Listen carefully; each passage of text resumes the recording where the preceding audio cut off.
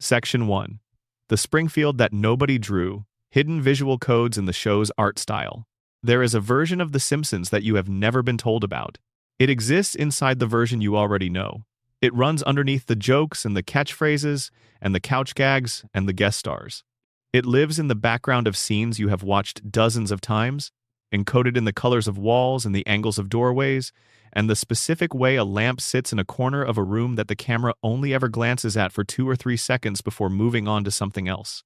Most people who watch The Simpsons watch it the way you watch anything familiar. Comfortably, passively, with the part of your brain that processes humor and sound and movement engaged, and the part that notices everything else quietly switched off. But there are people who watch it differently.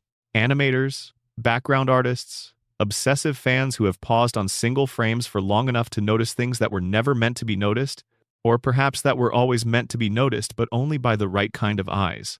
And what those people have found, layered into 36 seasons of animation, is a visual language so consistent and so deliberate that it cannot be accidental.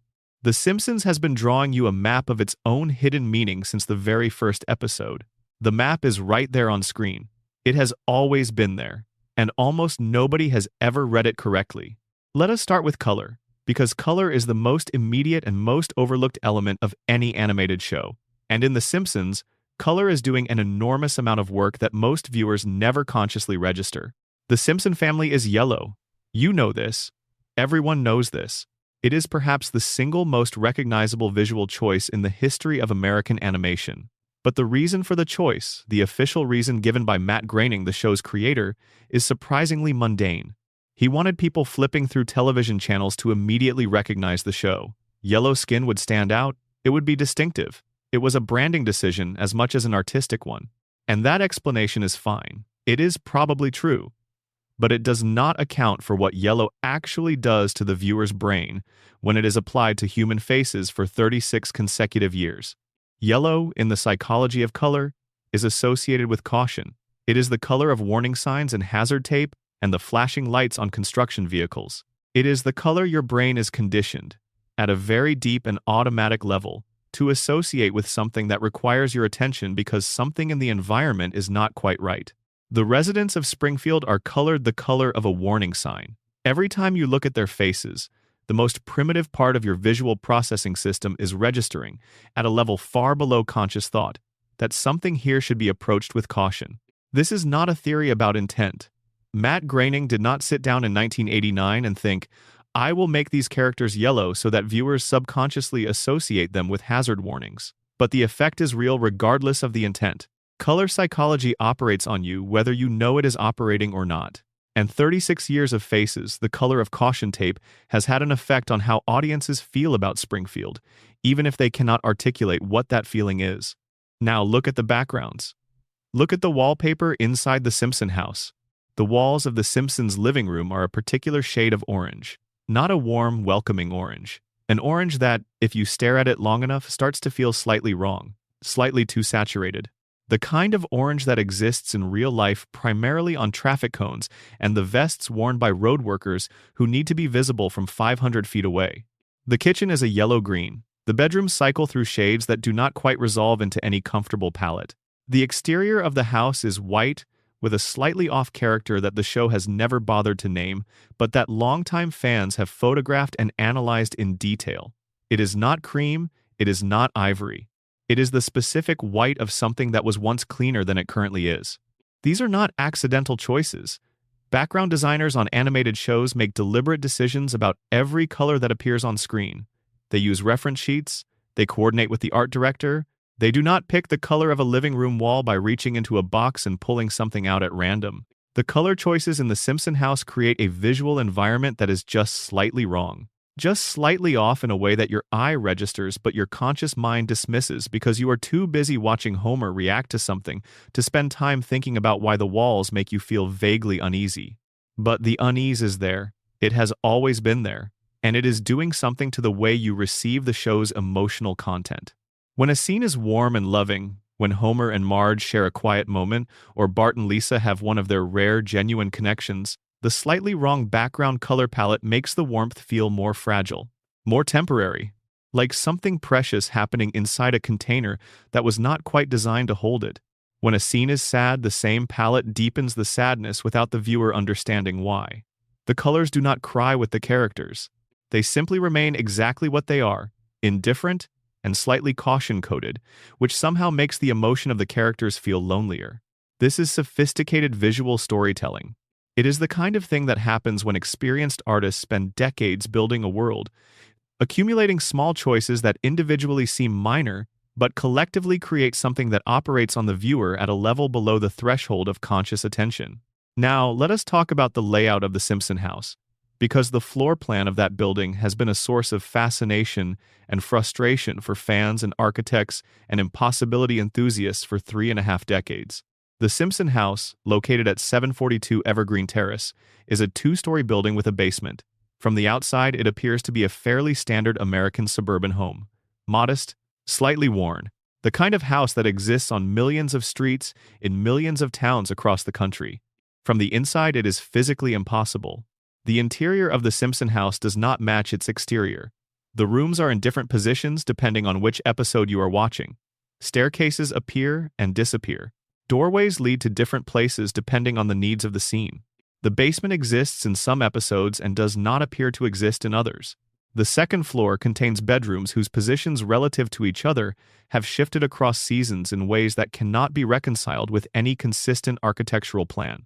Fans have attempted to draw the floor plan of the Simpson house, seriously, methodically, using architectural drafting tools and pausing the show on hundreds of different frames to measure proportions and map room relationships. The results are always the same. It cannot be done. There is no configuration of rooms that satisfies all of the spatial relationships the show has depicted across its run. The official explanation, the one that the show's production team would give if pressed, is that this is simply a result of 36 years of production.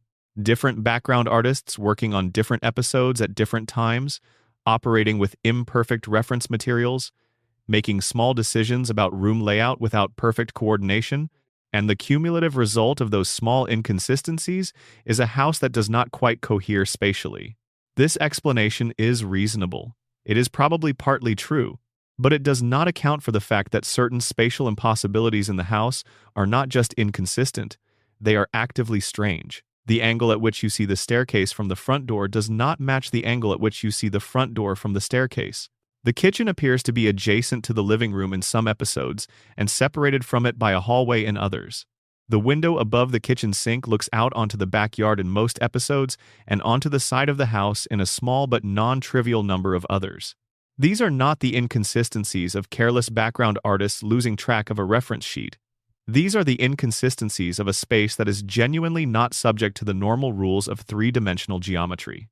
There is a term in architecture and spatial theory for this kind of space: non-Euclidean, a space in which the normal rules of geometry do not apply, a space where distance and direction and containment behave differently than they do in the physical world. The Simpson house is a non-Euclidean space. It is bigger on the inside than the outside. It rearranges itself according to the needs of whoever is inside it. It does not have a fixed floor plan because its floor plan is not a fixed thing. Under the radiation theory, this makes a particular kind of sense. If the contamination around the Springfield nuclear power plant is severe enough to alter biology, severe enough to mutate fish and prevent human aging and compromise neurological function, there is no particular reason why it should be confined to effects on living organisms. Radiation at sufficient levels and over sufficient time can do strange things to physical matter. The idea that decades of nuclear contamination might have warped the physical structure of buildings in Springfield, making them behave in ways that defy standard spatial logic, is not significantly more implausible than the idea that it gave a fish a third eye. Under the coma theory, the house's spatial impossibility is even more elegantly explained. Homer is dreaming. The house he grew up in and lived in is being reconstructed from memory and longing by a brain that does not have access to architectural plans. His unconscious mind knows what the house feels like.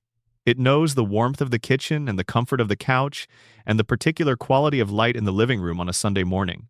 But it does not know the precise spatial relationships between those spaces, because spatial precision is not the kind of thing you commit to memory. You commit feelings to memory. You commit emotional geography to memory. And in Homer's dream, the house has the emotional geography of home without the physical geometry of any specific building. It is everywhere he needs it to be because his dreaming mind places it wherever the feeling requires. Now look at something even smaller. Look at what is written on the signs and the storefronts in the background of Springfield scenes. The Simpsons has a long tradition of hiding jokes in the background, signs visible for half a second in the background of a scene that, if you pause on them, turn out to contain elaborate gags that no casual viewer would ever catch. The production team has been doing this since the early seasons.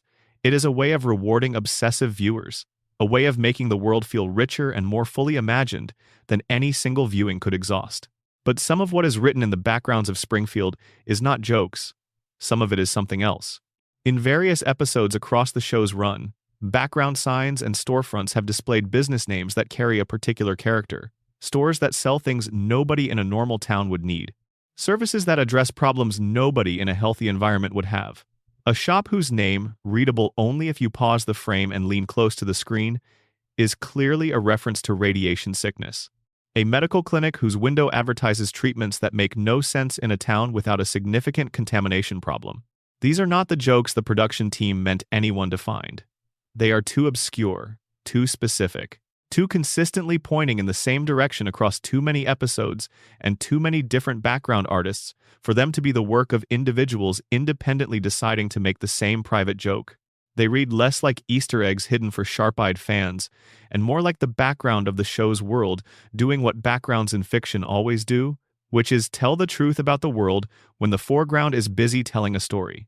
Springfield's background is a town with a radiation problem. The foreground is a comedy about a funny family. The background is what is actually happening.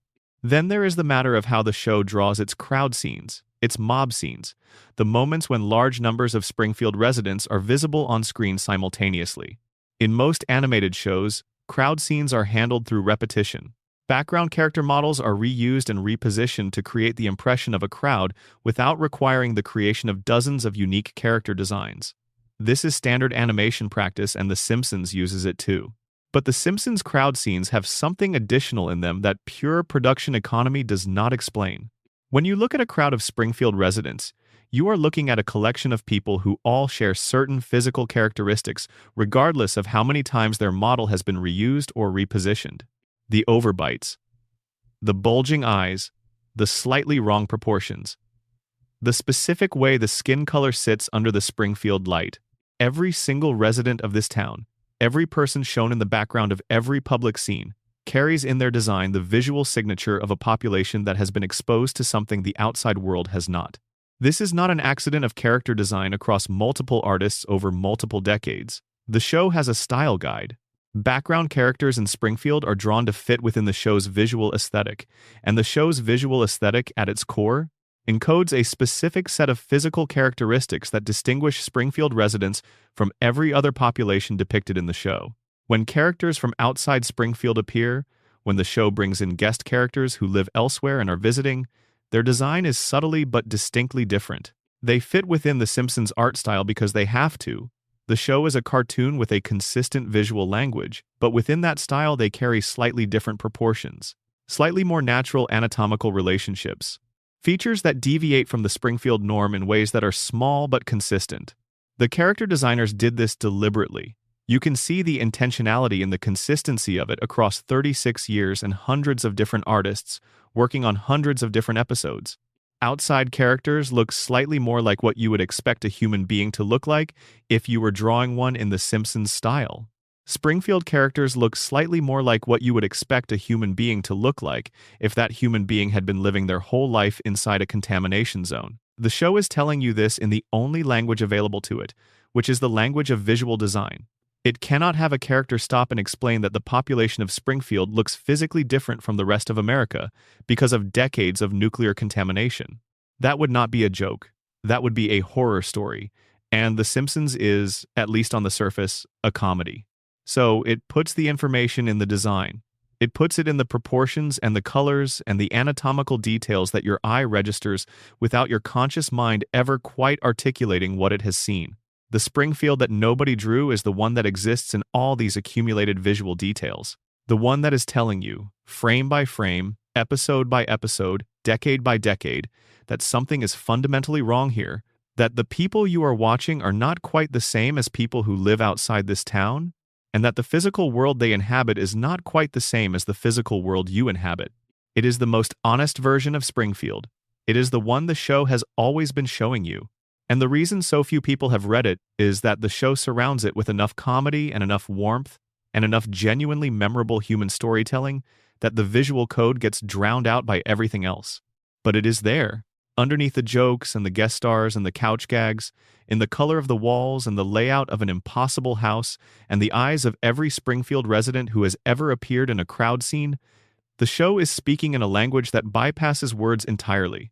The Springfield that nobody drew is waiting for you every time you press play. You just have to learn to look at it the right way. And once you do, once you start reading the visual language underneath the cartoon surface, the show never quite looks the same again. And before we move into the next section, drop a comment below and tell us where you are watching from right now and what time it is. It is always something to see people from all over the world settling in for the same quiet journey through Springfield. And if you are not subscribed yet, now is as good a time as any. These videos take a long time to put together, and every subscriber is the reason they keep happening. Now, let us keep going. Number. Section 2. The Forgotten Children minor characters who appeared once and vanished. There is a particular kind of sadness that belongs to minor characters, not the lovable recurring ones, not the Hans Molemans or the Bumblebee Men or the sea captains who drift through Springfield's background with the comfortable permanence of furniture. Those characters have their own continuity, their own small mythologies, their own place in the ecosystem of the show. No, the sadness belongs to a different category entirely. The characters who appeared once, who were given names and backstories and emotional weight and genuine story significance, and then simply ceased to exist. They walked into Springfield, they participated in an episode, they left a mark on the viewer's memory, and then the show moved on and never looked back. They were not killed off. They were not written out. They were not given farewell episodes or explanatory departures. They were simply forgotten, the way you forget a dream that felt important at the time but dissolves in the first light of morning. The Simpsons, across its 36 seasons and nearly 800 episodes, has produced an extraordinary number of these characters. Minor figures who were clearly conceived as potential recurring presences but who, for reasons the show has never explained, simply never reappeared after their initial introduction. Children who were Bart or Lisa's age, who went to Springfield Elementary, who formed friendships or rivalries with the Simpson kids that seemed like they were going somewhere, and then vanished. This section is about those characters, the ones Springfield forgot, the ones the show forgot, and the question of what their disappearance might mean within the context of a town that, as we have already established, has a complicated relationship with the concept of people existing from one episode to the next. Let us start with the most prominent category, which is Bart Simpson's friends. In the early seasons of the show, Bart had a fairly rich social world. He was not the isolated kid he sometimes appeared to be. He had Milhouse, of course, who has survived as a recurring character and remains one of the show's most consistent secondary presences. He had Nelson Muntz. He had Jimbo and Kearney and the various members of Springfield's loosely defined bully ecosystem. But in the early seasons, Bart also had relationships with specific named children who were given enough screen time and characterization to feel like real parts of his world, and then they were gone. There was a character who appeared in the show's second season, a boy in Bart's class named Wendell.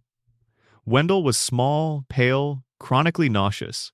He was defined primarily by his tendency to become motion sick at virtually any provocation.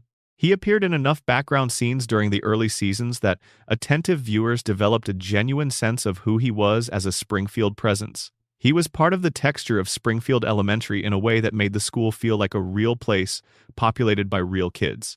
And then Wendell stopped appearing. Not all at once. He faded. He was visible in one episode and then not in the next, and then visible again briefly and then not again for a very long time. And then at some point, the show simply stopped including him in classroom scenes and he was gone. He was not referenced. No one mentioned where he had gone. He simply ceased to be part of Springfield's texture. His disappearance is strange for a very specific reason. Wendell was sick. He was depicted with a kind of chronic physical fragility that the show played for comedy, but that, if you apply the radiation theory to Springfield's broader environmental situation, takes on a more troubling character. A child who is persistently, constitutionally unwell, who cannot tolerate movement or travel or any kind of physical disruption without becoming ill, who lives in a town whose water supply is contaminated by a leaking nuclear facility. In any other context, Wendell's condition would be unremarkable. Children get motion sick. It is common and not inherently alarming. But in Springfield, where the question of what the power plant's emissions are doing to the population's biology is hanging over everything, a child who is chronically, unusually fragile reads differently. And then he disappears, without explanation. In a town where the show has established that inconvenient truths get collectively forgotten and uncomfortable presences get quietly removed from the community's shared reality, Wendell is not the only one.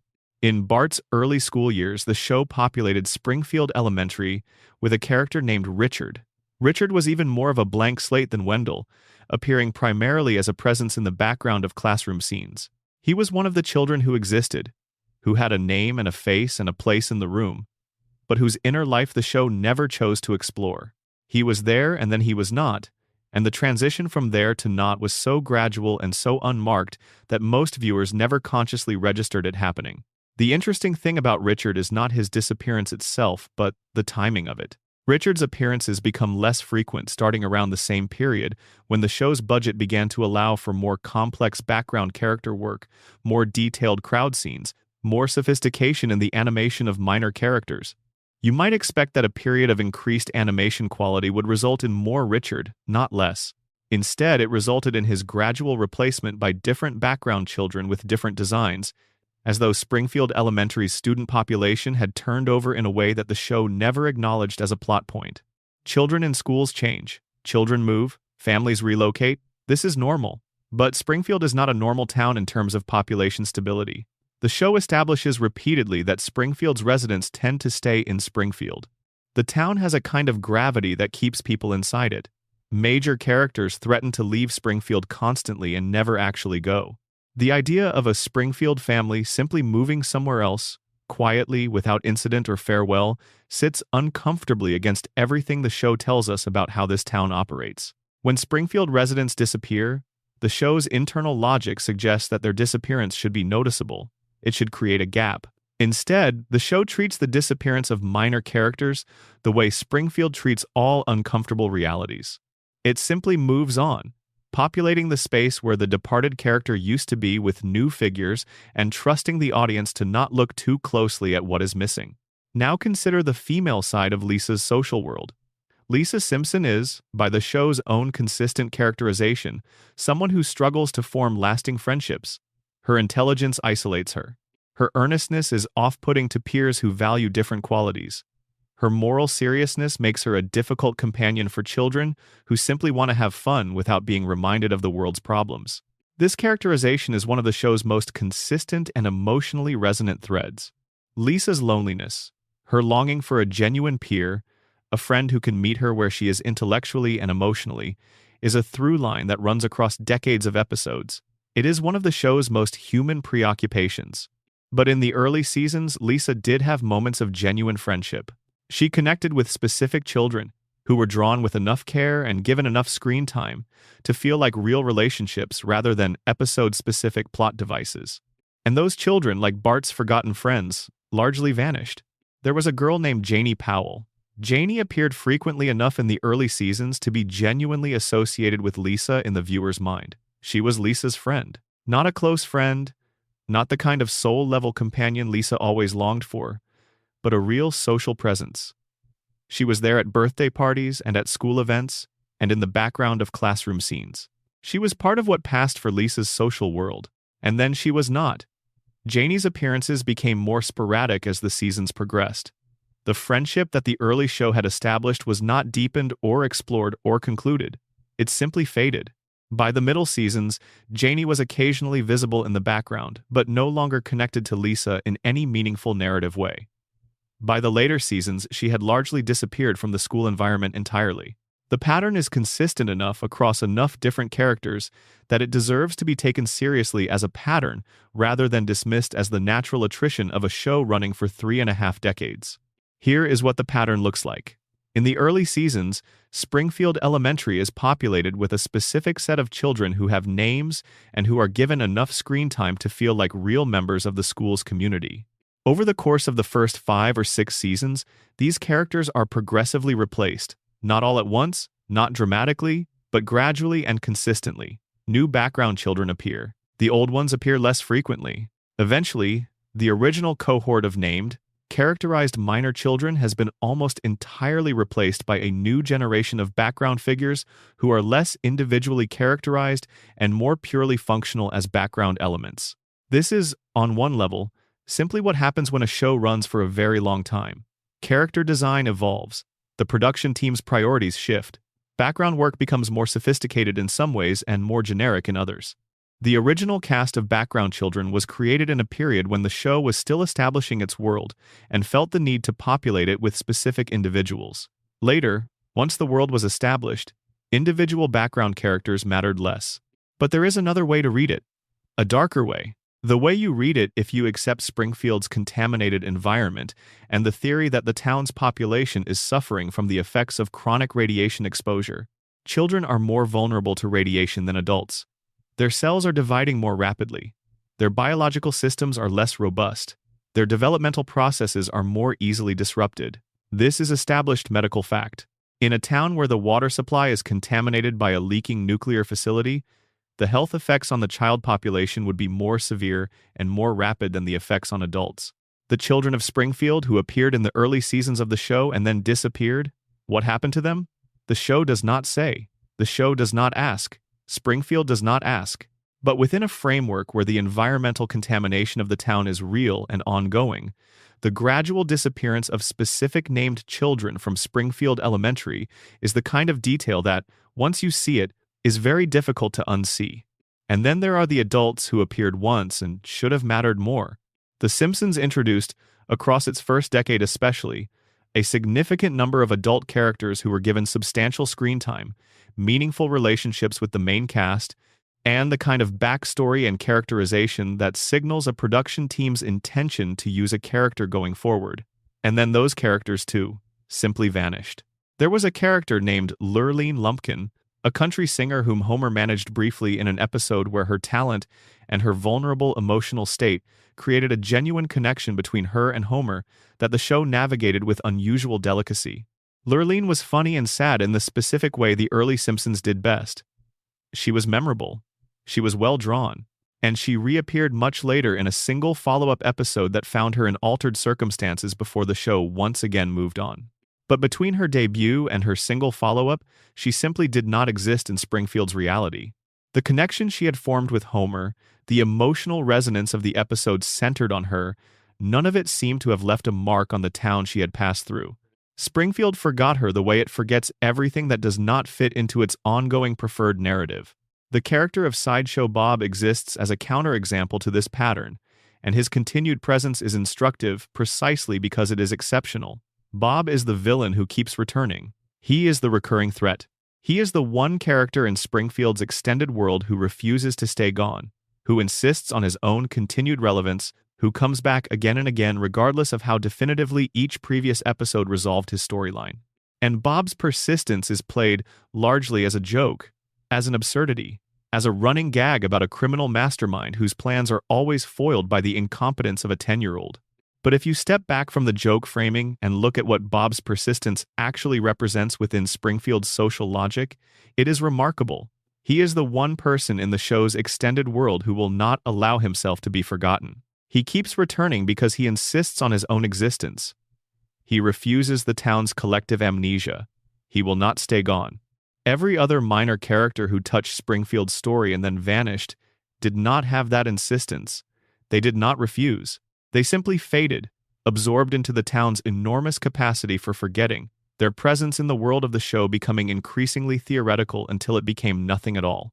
There is a particular character whose disappearance is the most quietly devastating in the show's history, and it involves a relationship that the show established and then abandoned in a way that should have broken the audience's heart but did not, because the show moved on so quickly and so completely that most viewers barely registered the loss. In a mid-season episode, Bart formed a genuine, substantive friendship with an older boy named Greta Wolfcastle, the daughter of the recurring character Rainier Wolfcastle. Their friendship developed into something approaching Bart's first real experience of romantic feeling. The episode explored this with a sensitivity unusual for Bart-centric storylines. It gave the relationship genuine emotional stakes. It made you feel that this connection had changed something for Bart, had opened something in him that the show might actually choose to explore going forward. And then Greta left Springfield. The episode ended, and Bart returned to being exactly who he was before she appeared, with no visible carry-through from what had felt like a formative experience. The show treated a story about a child's first meaningful romantic feeling as a contained, episodic event with no lasting consequence. This is, again, partly just how episodic television works. The reset button exists, stories conclude, characters move on. But Bart's emotional flatness about Greta's departure, the completeness with which the experience seemed to leave no trace on him by the following episode, is consistent with something the show suggests repeatedly about Springfield's residents. Their capacity for emotional memory, for carrying the weight of past experiences forward into the present, seems diminished in a way that tracks exactly with what chronic neurological impairment would produce. If the radiation damages the parts of the brain responsible for forming and retaining emotionally significant memories, then Springfield's residents would not just forget civic disasters and collective trauma, they would forget personal losses, personal connections, the people who mattered to them and then left. The forgotten children of Springfield are not just a narrative curiosity, they are evidence. Evidence that the town's relationship with memory and loss and the passage of meaningful experience through time is not working the way it should. The children vanish, the adults forget, the town moves on, and somewhere in the background of a classroom scene from the early 1990s, a small pale boy with a sensitive stomach sits at his desk, present for the last time before the camera moves on and does not come back, and Springfield Elementary rearranges itself around the space he leaves behind as though he was never there at all. Section 3. The marriage that almost wasn't Marge and Homer's secret relationship timeline. The love story at the center of The Simpsons is one of the most analyzed and most beloved relationships in the history of American television. Homer and Marge Simpson have been married for over 36 years of broadcast time, and the show has returned to the story of their relationship again and again across its entire run. How they met, how they fell in love, the specific moments that defined their early bond, the challenges that tested it, the choices, both small and enormous, that each of them made to keep the marriage alive across decades of difficulty, dysfunction, and genuine warmth. The problem is that the story of how Homer and Marge met has been told at least 4 different times, and no 2 versions of it are entirely consistent with the others. This is a fact about The Simpsons that most longtime fans know, and most of them accept as an inevitable consequence of the show's floating timeline. If Homer and Marge are perpetually in their mid-30s, and the show's present is always the viewer's present, then their youth and their formative years have to keep sliding forward to maintain the illusion of contemporary relevance. A couple who fell in love in the 1970s, as the show originally implied, would be in their late 60s by now. So the show has quietly, repeatedly moved the decade of their courtship forward. What was originally set in the 1970s became the 1980s in later flashback episodes. Then the 1990s, then something that feels more like the 2000s. The characters remain the same. The essential emotional beats of their love story remain the same. But the cultural era in which those beats are set keeps shifting, updated by the show to maintain its relationship to the contemporary viewer's sense of what youth and romance and early adulthood look and feel like. Most people accept this. It is a practical necessity. It is part of the floating timeline. Move on. But there is something being lost in that acceptance. Something that, if you slow down and look at it carefully, reveals a genuinely strange and emotionally significant pattern underneath the surface continuity inconsistency. The different versions of Homer and Marge's love story are not just the same story set in different decades. They are, in several important respects, different stories. The specific details of how they met, of the obstacles they faced, of the moments that nearly kept them apart, vary between versions in ways that go beyond simple timeline adjustment and begin to feel like revisions to something more fundamental. In the original version, established across several early seasons and never entirely contradicted but later supplemented and modified, Homer and Marge met in high school. They were placed in a detention class together. Homer was immediately attracted to Marge. Marge was initially resistant. The story of their early relationship was one of Homer's persistent, bumbling, genuine pursuit, and Marge's gradual, hard-won surrender to the realization that this ridiculous, earnest man was exactly what she wanted, even if he was nothing like what she had expected to want. This version of the story is emotionally coherent. It tracks with what we know about both characters as adults. Homer's relentless, unsophisticated devotion to Marge makes sense as the full flowering of a love that started in high school and never stopped being the central organizing fact of his emotional life. Marge's patience and her deep, steady commitment to the marriage make sense as the mature form of the careful, considered feeling she first developed for a boy she wasn't sure about and then decided, deliberately, to love. But the later versions of the story complicate this picture in ways that feel less like timeline updates and more like genuine revisions. In later flashback episodes, the nature of Homer and Marge's high school dynamic is somewhat different. Homer is still in pursuit and Marge is still the one who has to decide whether to commit, but the specific qualities that attract each to the other, the particular moments of connection that the show uses to argue for the rightness of their pairing, have shifted. Later versions of the story tend to emphasize Homer's romantic ambition more and his actual personality less. They tend to show Homer performing romantic gestures that the Homer of the show's main timeline would have no idea how to execute. They sometimes give early Homer a competence and a confidence that the adult Homer we know does not possess in any meaningful degree. This is partly just the show trying to make the love story romantic rather than realistic. A flashback episode needs to be emotionally satisfying. And a completely realistic depiction of teenage Homer, with all of his limitations and obliviousness, might not produce the kind of warmth a love story flashback is supposed to generate. But the gap between flashback Homer and present Homer is consistently wide enough, and the gap has been widening consistently enough across the show's run, that it has generated a genuine question among longtime fans. Who was Homer before the coma? Who was Homer before the decades of radiation exposure? Who was Homer before the crayon?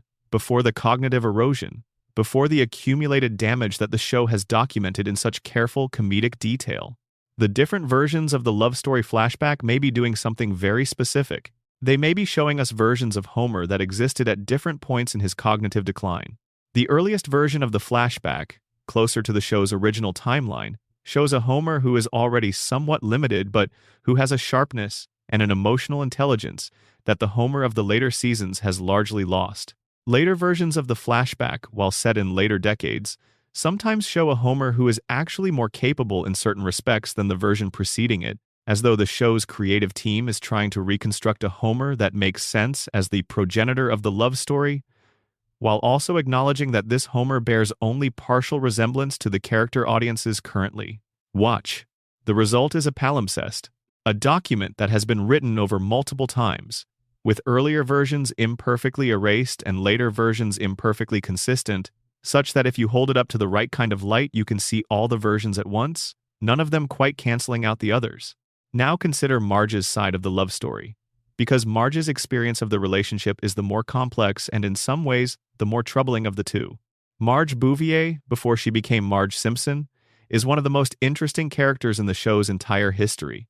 And she is interesting precisely because the show has never quite committed to a full picture of who she was before Homer. Her pre-Homer life exists in fragments. We know she had two sisters, Patty and Selma, whose opposition to Homer is one of the show's longest-running and most consistent dynamics. We know she was artistic, that she had a talent for painting that she largely set aside after marriage.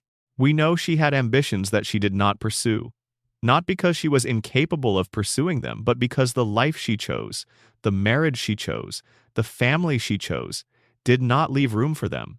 The show returns to this theme repeatedly.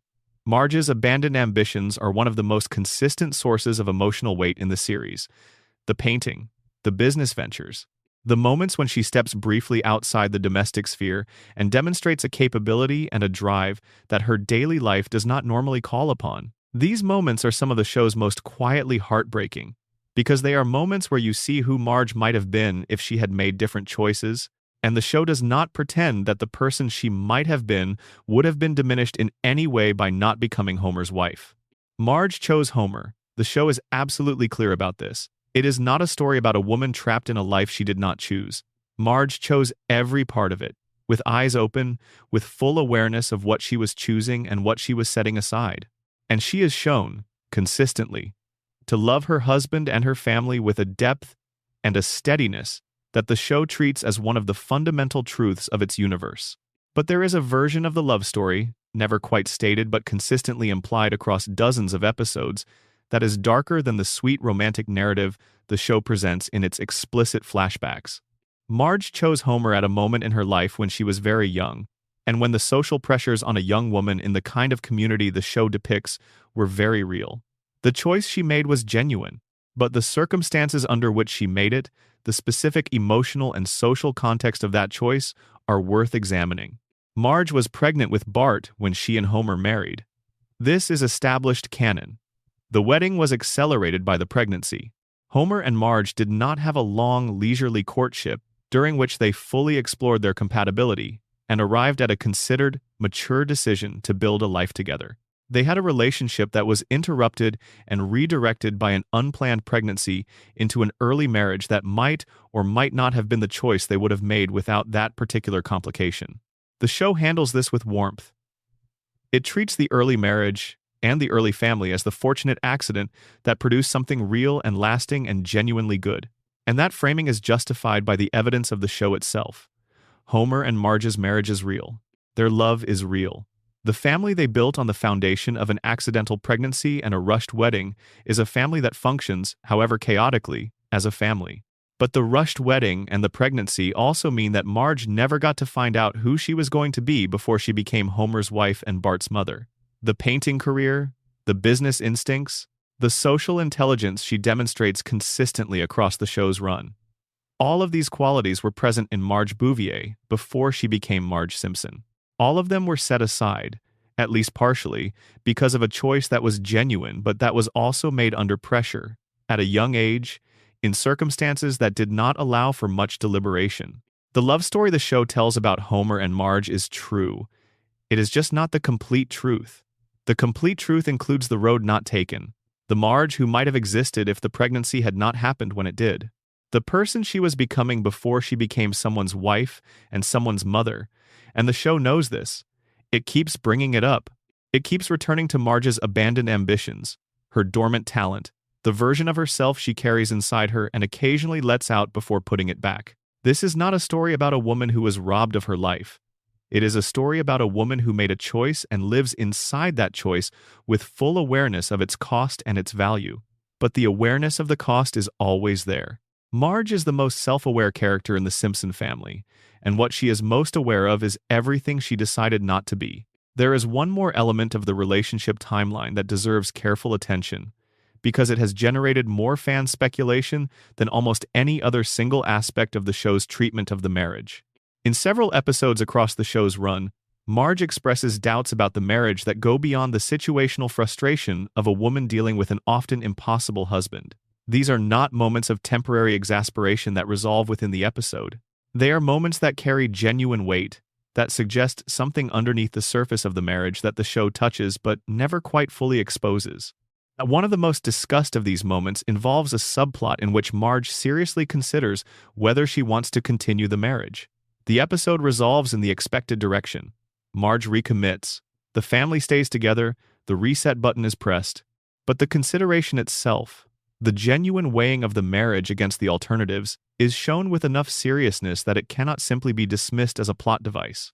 The question that fans ask is, how many times has Marge gone through that weighing without an episode being built around it? How often does she look at the life she chose and calculate what she has gained and what she has given up? How permanent is her commitment in the moments when the show is not watching? These are questions the show does not answer because the show needs the marriage to be stable. The marriage is the foundation of the show. If the marriage were genuinely uncertain, if Marge's commitment to Homer were presented as provisional or contingent, the entire emotional architecture of the series would become unstable. The family on the couch, the house on Evergreen Terrace, the reset at the end of every episode, all of it depends on Marge choosing to stay. And she always does. But she always has to choose. Every time. That is what the show keeps quietly showing you underneath the love story and the flashbacks and the romantic gestures. Marge chooses Homer, again and again, and every time she chooses him, she is also, quietly, choosing not to choose all the other things she might have been. The Marriage That Almost Wasn't is not a story about the past. It is a story that is happening, continuously, right now, in the quiet moments between episodes when Marge is alone in the kitchen, and the choice, as it always has been, is hers to make. Number. Section 4. The second Springfield evidence that two versions of the town exist simultaneously. There is something that happens when you watch enough episodes of The Simpsons in close succession, something that does not happen when you watch casually or when the episodes are spread across months and years of ordinary viewing. When you watch carefully and consistently, you begin to notice that Springfield is not one place. It is two, maybe more. There is the Springfield of any given episode, the Springfield that exists within the specific story being told, with its specific geography, its specific population density, its specific relationship to the natural and built environment around it. This Springfield is internally consistent. It has a logic. The places within it relate to each other in ways that make sense for the purposes of the story. And then there is the Springfield that exists across the series. The accumulated Springfield. The one that emerges when you try to synthesize everything the show has depicted about the town across its entire run. This Springfield is not consistent. It is not a single place.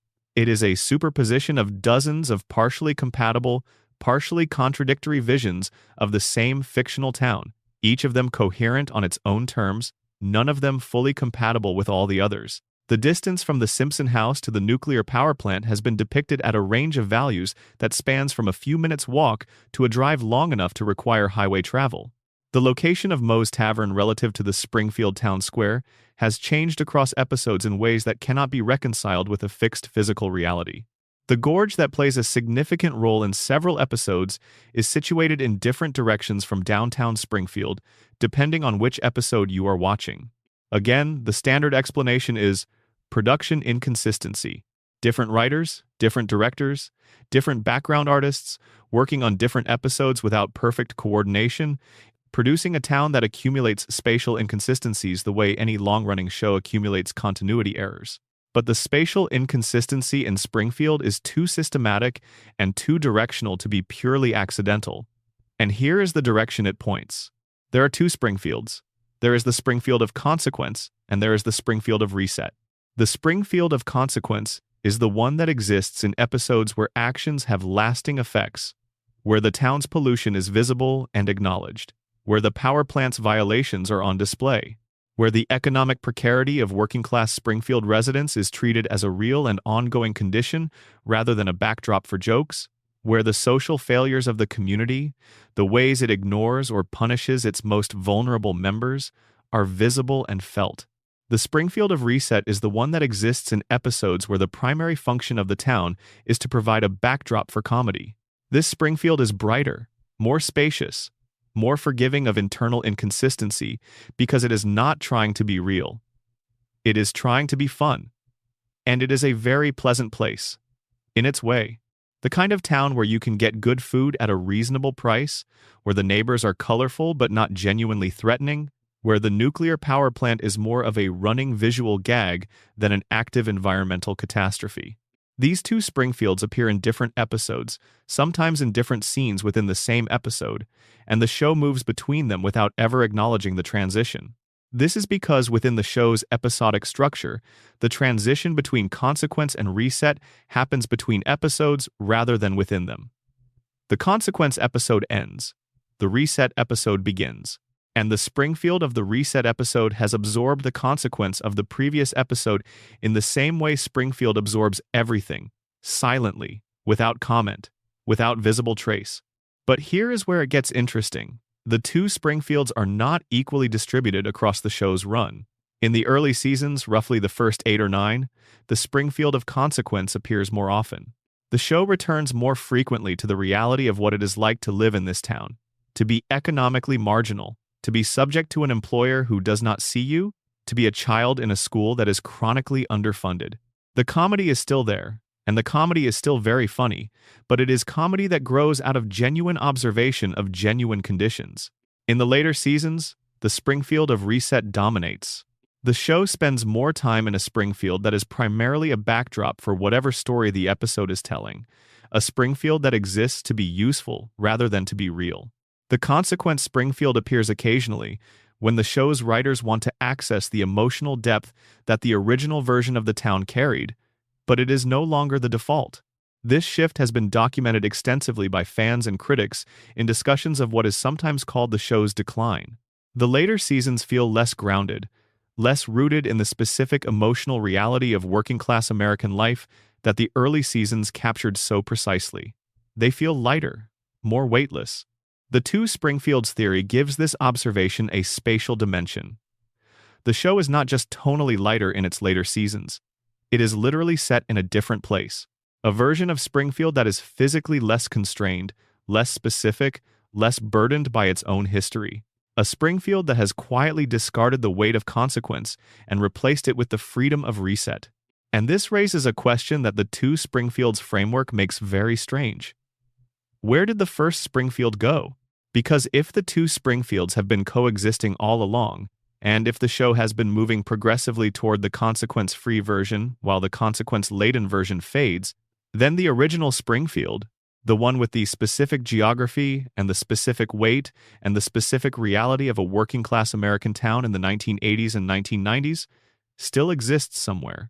It is just not the Springfield the show is currently visiting. There are occasional episodes in the later seasons that feel like the show has stumbled back into the original Springfield. Episodes that carry an unexpected emotional weight, that feel grounded in a way the surrounding episodes do not. Episodes where Springfield suddenly feels specific again, where its geography feels fixed and its history feels present, and its population feels like real people dealing with real conditions rather than comedy archetypes in a consequence-free environment.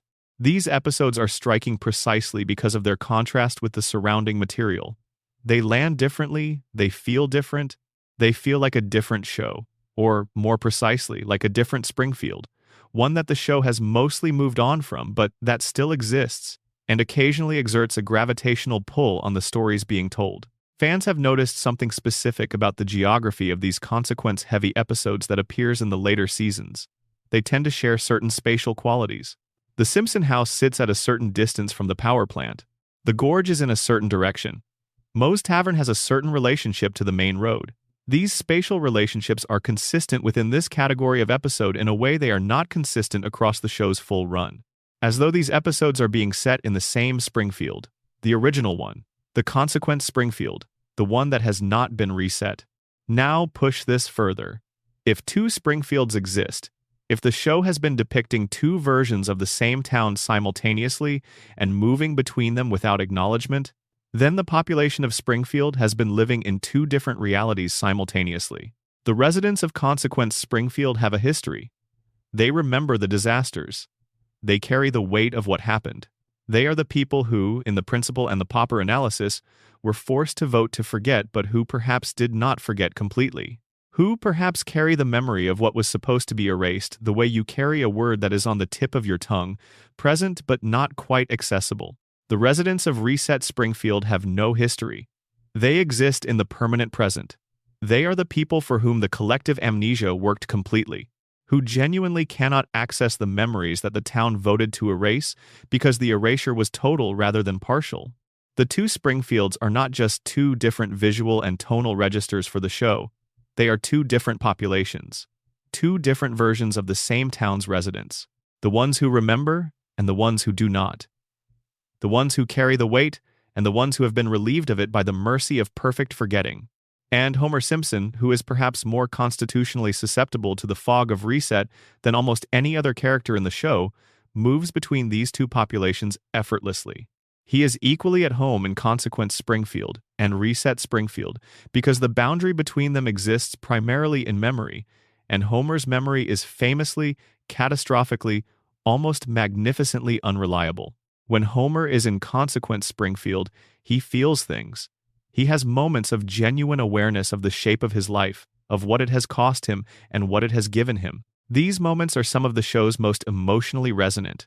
They are Homer at his most human.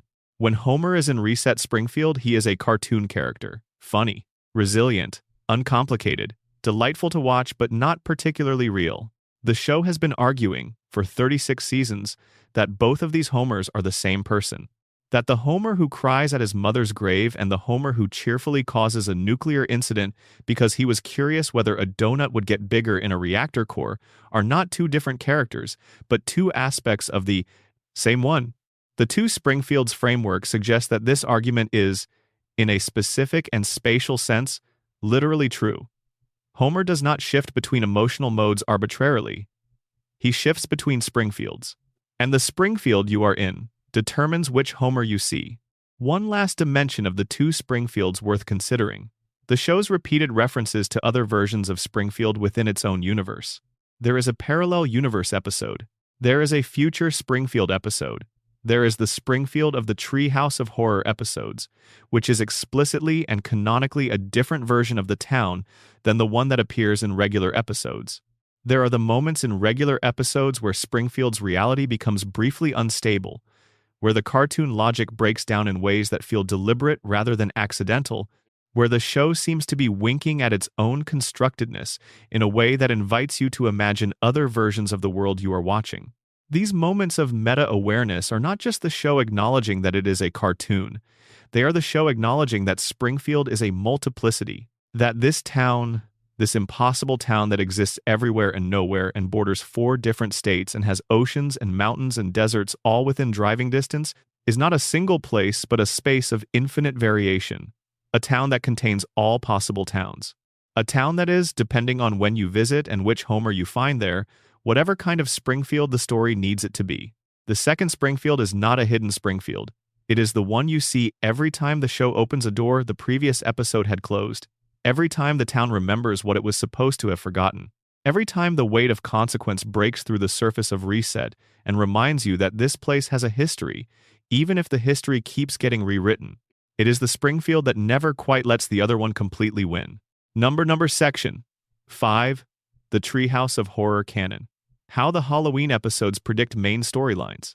Every October, for 36 consecutive years, The Simpsons has done something that no other show in the history of American television has done with quite the same sustained dedication. It has told horror stories about its own characters.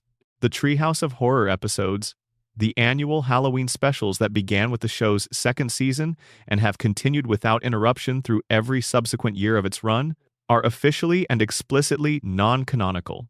The show has always been clear about this. What happens in Treehouse of Horror does not count. The deaths are not real. The transformations do not persist. The alternate realities do not bleed into the main timeline. Each Treehouse of Horror is a sealed container, a safe space in which the show can explore darkness and violence and genuine horror without any of it affecting the ongoing story of the Simpson family. This is the official position, and it is, in many respects, clearly true. Bart dies in Treehouse of Horror episodes and returns to full life in the next regular episode. Homer is revealed to be a murderer, a monster, an alien, a demon, and none of these revelations carry forward. The non-canonical label is real and it does real work, protecting the show's regular continuity from the chaos of its own Halloween impulses. But there is another way to read the Treehouse of Horror episodes, a way that takes their non-canonical status not as a wall between them and the main show, but as a kind of license, a license to tell the truth. The main show is constrained. It is a comedy with ongoing characters whose ongoing lives require a certain degree of stability and continuity. The Simpsons cannot, in the regular timeline, kill off major characters or explore genuinely dark territory without threatening the emotional and narrative foundation on which the show runs. The reset button exists for a reason. The comedy requires survival. But Treehouse of Horror has no such constraint. Nothing it depicts needs to be preserved. Its characters do not need to survive. Its darkness does not need to be resolved into warmth by the episode's end. It is free, in a way the regular show is not, to explore what Springfield actually is if you remove the safety net of episodic reset and allow the logic of the world to play out to its natural conclusion. And what you find, when you look at what the Treehouse of Horror episodes do with that freedom, is that they have been quietly, consistently, across 3 decades, doing something extraordinary. They have been depicting the true endings of storylines that the main show cannot afford to resolve. Consider the recurring Treehouse of Horror treatment of Homer's violence. In the main show, Homer's anger and his occasional physical aggression are played as comedy. The strangling, the outbursts, the moments of spectacular physical force that the show invariably diffuses with humor. These are recurring gags, and their recurrence depends on the premise that Homer's violence is fundamentally harmless. It is cartoon violence. No one is really hurt. The reset ensures that nothing carries over. In the Treehouse of Horror episodes, Homer's violence is not harmless. In multiple Halloween specials across the show's run, storylines build directly from Homer's aggressive personality to outcomes that, if they happened in the main timeline, would be catastrophic. A Homer who kills? A Homer whose temper finally exceeds the cartoon framework's ability to contain it. A Homer whose violence toward his family escalates beyond the point where comedy can diffuse it. The specific mechanics vary. Sometimes it is a parody of an existing horror property, sometimes it is an original scenario. But the emotional logic is always the same. Homer's anger, which the main show contains through humor and reset, is, if you remove those containment mechanisms, the kind of anger that could go very badly. And the Treehouse of Horror episodes, freed from the obligation of containment, let it go badly. They are showing you where the main show's unresolved tensions would lead if the show were allowed to take them seriously. The same pattern applies to Burns. In the main show, Burns is a villain, but a managed one. He is foiled, his plans fail. Justice, such as it is in Springfield, is served on a regular episodic basis. His power is enormous, but it does not go entirely unchecked. In the Treehouse of Horror episodes, Burns's power is not checked. The storylines that feature him or his functional equivalent as a villain tend to depict scenarios in which the wealthy, powerful, essentially immortal figure wins, in which the town's inability to challenge him is not a plot complication to be resolved within the episode but a fundamental, irreversible reality. The Treehouse episodes show you a Springfield where Burns's dominance over the town is not a problem to be solved but a condition to be survived. These are not random horror story choices. A parody anthology could have been written around any number of horror templates without consistently gravitating towards scenarios that enact the worst-case outcomes of the main show's unresolved tensions. The fact that the Halloween specials keep returning to Homer's violence, and Burns's unchecked power, and the town's vulnerability to institutional corruption, and the Simpson family's fragility as a unit suggests that these are the themes the writers find genuinely frightening. Not in a genre sense. In an honest sense. The Treehouse of Horror episodes are what The Simpsons is afraid of. And what The Simpsons is afraid of is always exactly the thing the main show is managing, containing, diffusing through comedy but never fully resolving. Now consider a specific pattern that has been noted by fans who have analyzed the Halloween specials in sequence across the show's run. The Treehouse of Horror episodes tend to cluster around certain themes in periods that roughly correspond to periods of real-world cultural anxiety. In the early 1990s, when anxieties about science and technology and the ethics of advancement were prominent in American cultural conversation, the Halloween specials favored scenarios about genetic modification, alien invasion, and the consequences of playing God with biological systems. In the late 1990s and early 2000s, as the internet was transforming American social life in ways that felt both exhilarating and deeply uncertain, the specials began incorporating scenarios about surveillance, identity, and the instability of the self in a world where information could be detached from its original context and repurposed. In the 2010s, as political polarization and institutional distrust became the defining anxieties of American public life, the Halloween specials became darker, more violent, more explicitly about the failure of collective social structures to protect their members.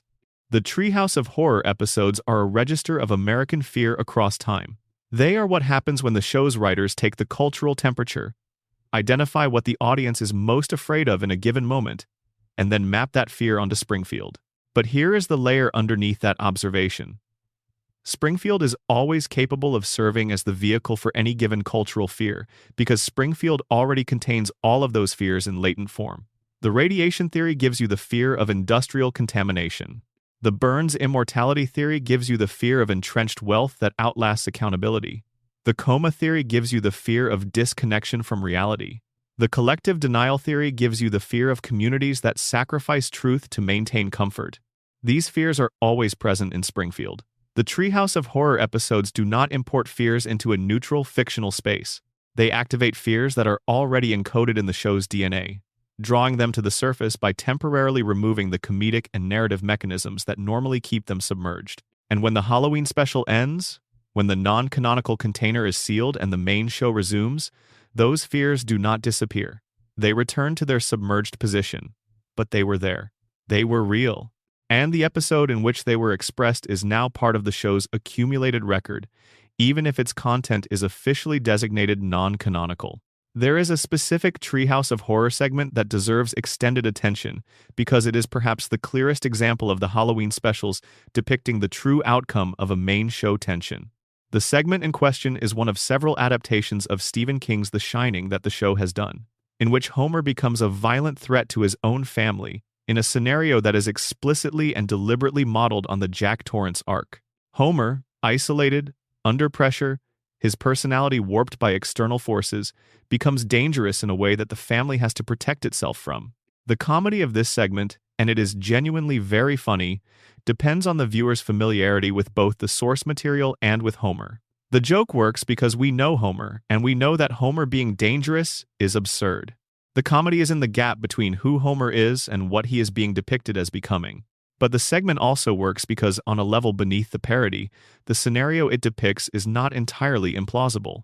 Homer's anger is real. His capacity for physical aggression, however cartoonishly depicted in the main show, is real. The pressure that the main show consistently subjects him to, the dead-end job, the financial anxiety, the feeling of being unseen and undervalued, the weight of being the person on whom his family's stability depends while simultaneously being constitutionally ill-equipped for that responsibility, is real. The Shining parody is funny, but it is funny in the specific way that horror comedy is always funny, which is that the horror underneath the comedy is genuine.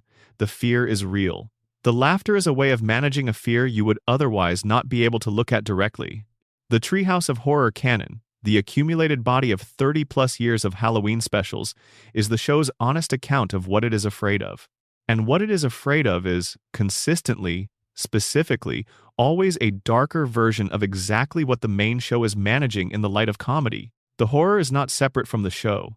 The horror is the show, seen without its protective coating of humor and reset and the generosity of the cartoon frame. The Treehouse of Horror episodes do not exist outside the Simpsons universe. They exist inside it, at the level of the show's unconscious. At the level where the things that cannot be said in the regular timeline come up for air once a year, dressed in Halloween costumes, and tell you what is really going on. And every November, when the costumes come off and the main show resumes and the non-canonical label is restored, what was briefly visible submerges again. The main show's Springfield forgets the Halloween version the way it forgets everything, completely, efficiently, without comment. But the Halloween Springfield remembers. It always does. It waits inside every October with patient fidelity, ready to show you again what the rest of the year is carefully not showing. Number. Section 6. The Springfield Economy. How an entire town survives on wages that don't add up. At some point during your years of watching The Simpsons, you have probably had a thought that went something like this. Wait, how does Homer afford any of this? The question presents itself with different levels of urgency, depending on which episode you happen to be watching at the moment. Sometimes it is a low-level background hum. Homer buys something expensive and you register, without dwelling on it, that the math does not quite work.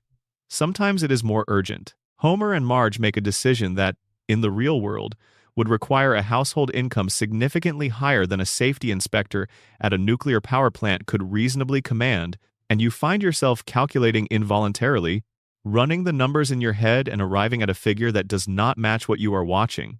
The Simpsons has been inconsistent about Homer's income across its run. The show has depicted the family as genuinely poor in some episodes, struggling with bills and food costs and the basic economics of raising 3 children on a single working-class income.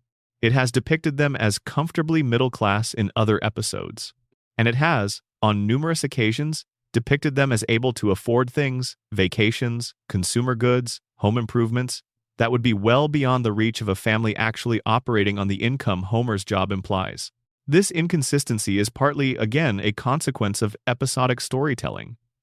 Different episodes require different economic conditions for their plots to work. An episode about financial hardship needs the family to be genuinely struggling. An episode about the family taking a vacation needs them to be able to afford a vacation. The show adjusts the economic reality of The Simpsons to suit the narrative requirements of the episode, rather than maintaining strict consistency with whatever their actual income would imply. But the inconsistency is large enough, and certain specific economic improbabilities within the show are strange enough that they deserve examination beyond the standard "it's just episodic storytelling" dismissal. Start with the house. 742 Evergreen Terrace is a single-family home in a suburban neighborhood. It has multiple bedrooms, a basement, and a yard. In the real American housing market, the price of a house matching this description in any stable suburban neighborhood has been, for the entire run of the show, well beyond what a family with Homer's income would be able to finance. The show began in 1989, when housing affordability was less severe than it became in subsequent decades. But it continued through the housing bubble, through the financial crisis, through the period of sustained housing cost inflation that has made homeownership increasingly unreachable for working-class American families. Homer and Marge own their home.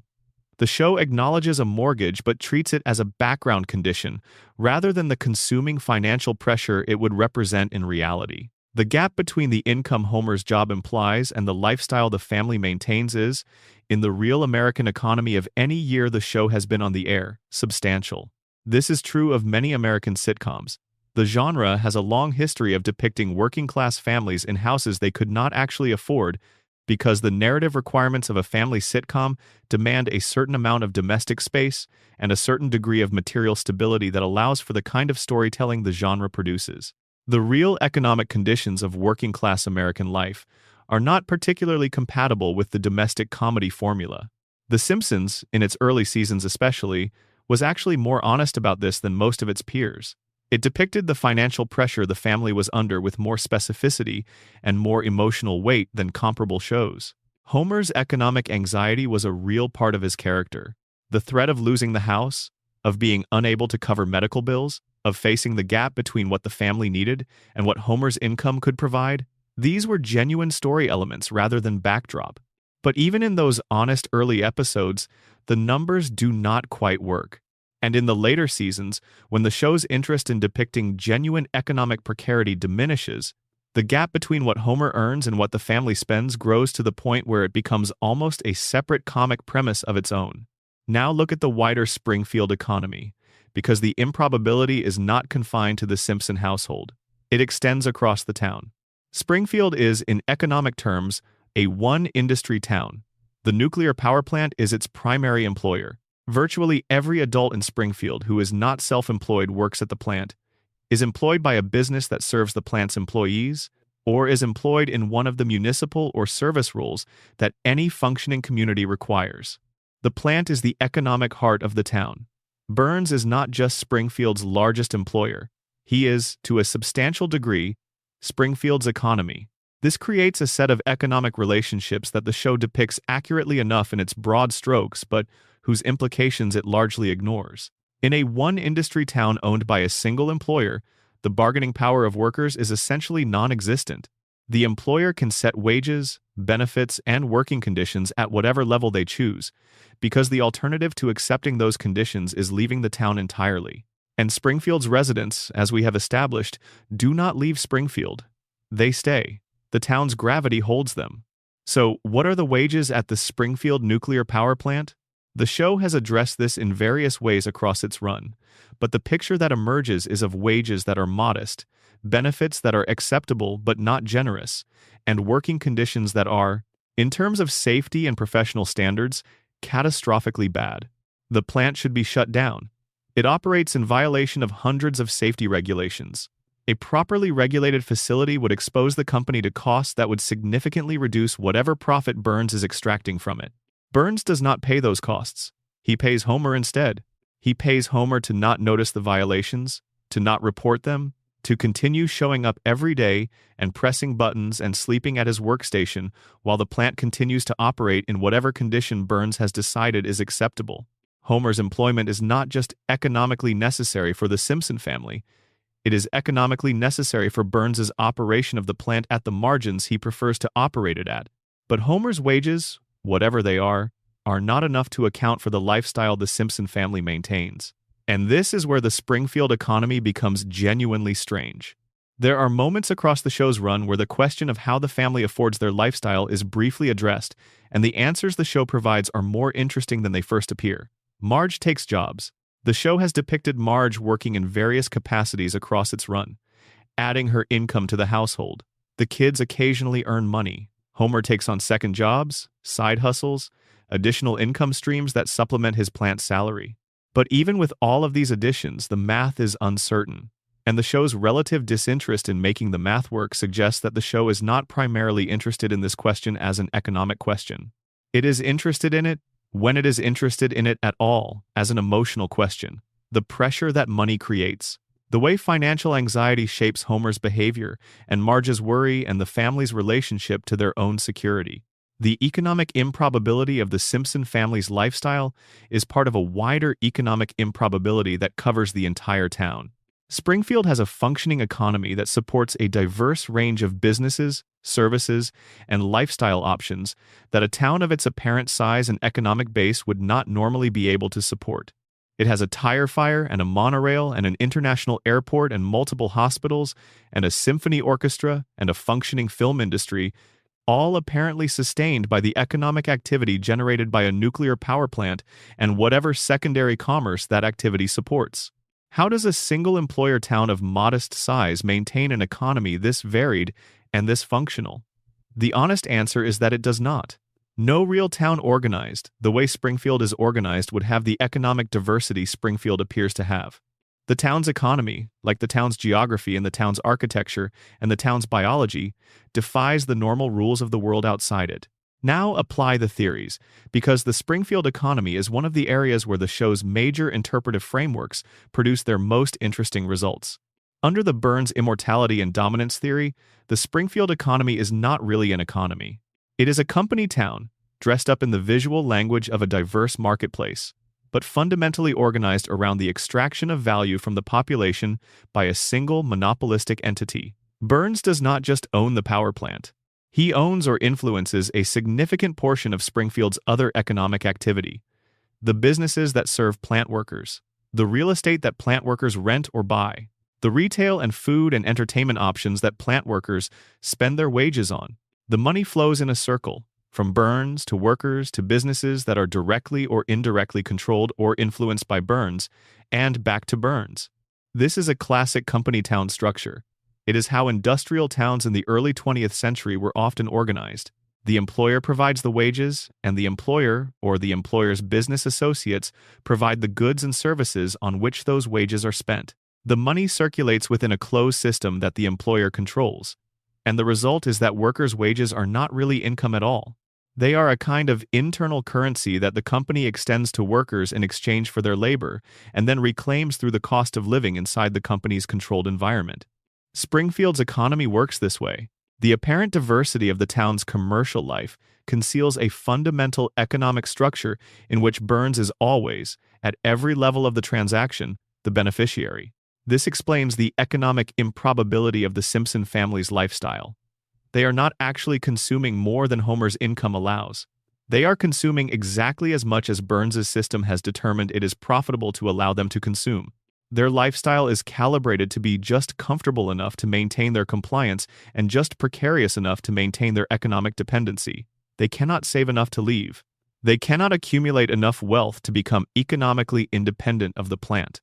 They can afford a house and a car and occasional treats, but not freedom, not autonomy, not the economic cushion that would allow Homer to consider not needing his job. Their lifestyle is Burns's design, comfortable enough to keep them there, insecure enough to keep them afraid. Under the coma theory, the Springfield economy is even simpler to explain. It is Homer's dream of what a working-class life should look like, not what it actually looks like, in all its precarious, anxious, number-not-adding-up reality, but what it should look like in a world that treats working people fairly. A world where a man who works at a nuclear power plant can own a house and take his family on vacations and feed his children and not lie awake at night calculating whether the bills will be paid. Homer's dream Springfield is a place where the economic anxiety that haunts working-class American life exists but does not dominate, where the threat is present but manageable, where the family always somehow finds a way to be okay. This is one of the most poignant aspects of the coma theory's reading of the show. If Homer is dreaming, his dream is not of abundance. His dream is of sufficiency, of enough, of a working life that is hard and not perfectly rewarding, but that sustains the family, that keeps the house, that keeps Marge in the kitchen and Bart in his room and Lisa at her saxophone. The economic dream of the Simpson family is not wealth, it is stability. And in Homer's coma, the dream grants it to them, imperfectly, inconsistently, but sustainably, which is perhaps the most honest version of the American working-class dream that television has ever depicted. Number, Section 7, The Music That Shouldn't Exist, Alf Clausen, The Hidden Emotional Architecture, and What Happened When He Left. There is an element of The Simpsons that most viewers process without ever consciously attending to it, and that element is doing more emotional work in any given episode than almost everything else on the screen combined. The music, for the first 27 seasons of The Simpsons, from the show's premiere in December of 1989 through the end of season 27 in 2016, the show's score was composed almost entirely by a single person. His name was Alf Clausen, and what he built across those 27 years is one of the most extraordinary bodies of music in the history of American television. Clausen was not just a television composer producing functional background music to fill the space between jokes. He was creating something genuinely original, something that operated on the viewer in ways that went well beyond the standard function of a television score. Start with the basic facts. The Simpsons, under Clausen, used a live orchestra, not a synthesizer, not a sample library, not the digitally produced approximation of orchestral sound that most television shows use to manage costs. A real orchestra with real musicians playing real instruments, recording new music for every episode of every season across a period of 27 years. This is an extraordinary commitment for a television show, economically and aesthetically. It costs significantly more to record a live orchestra than to produce synthesized music. It requires a level of compositional sophistication that synthesized production does not demand. It produces a richness and a depth and a warmth of sound that synthesized music, for all its technical capabilities, cannot fully replicate.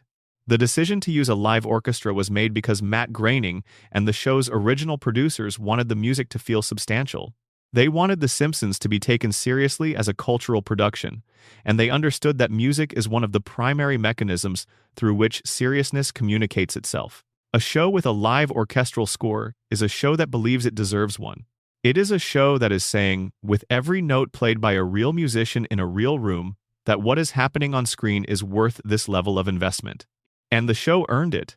Clausen's scores for The Simpsons are not just competent background music. They are emotionally precise.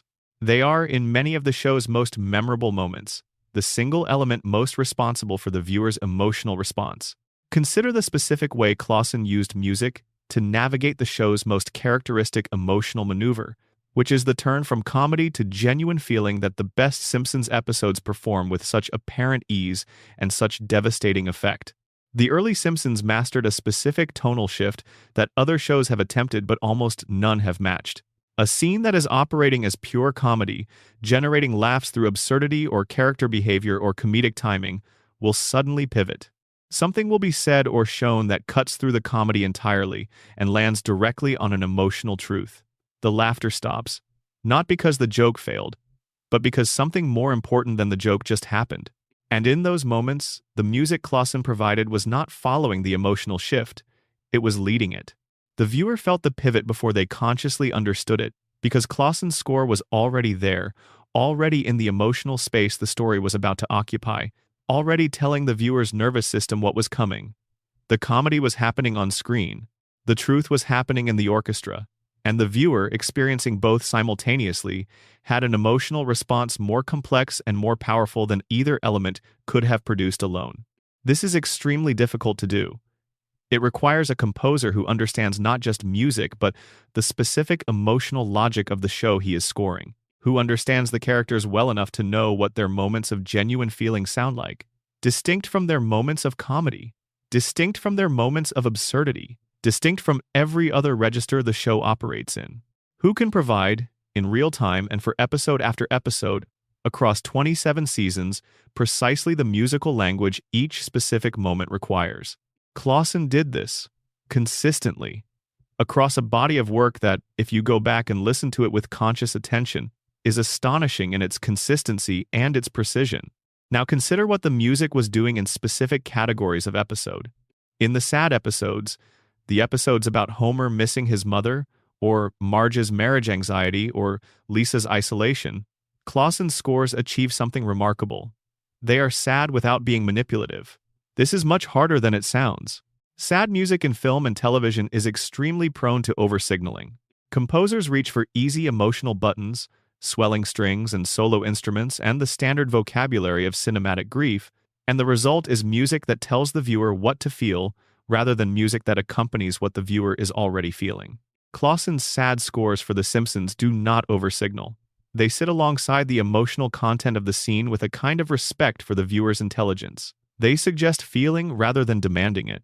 They create space for the viewer to have their own response rather than filling that space with the composer's prescribed response.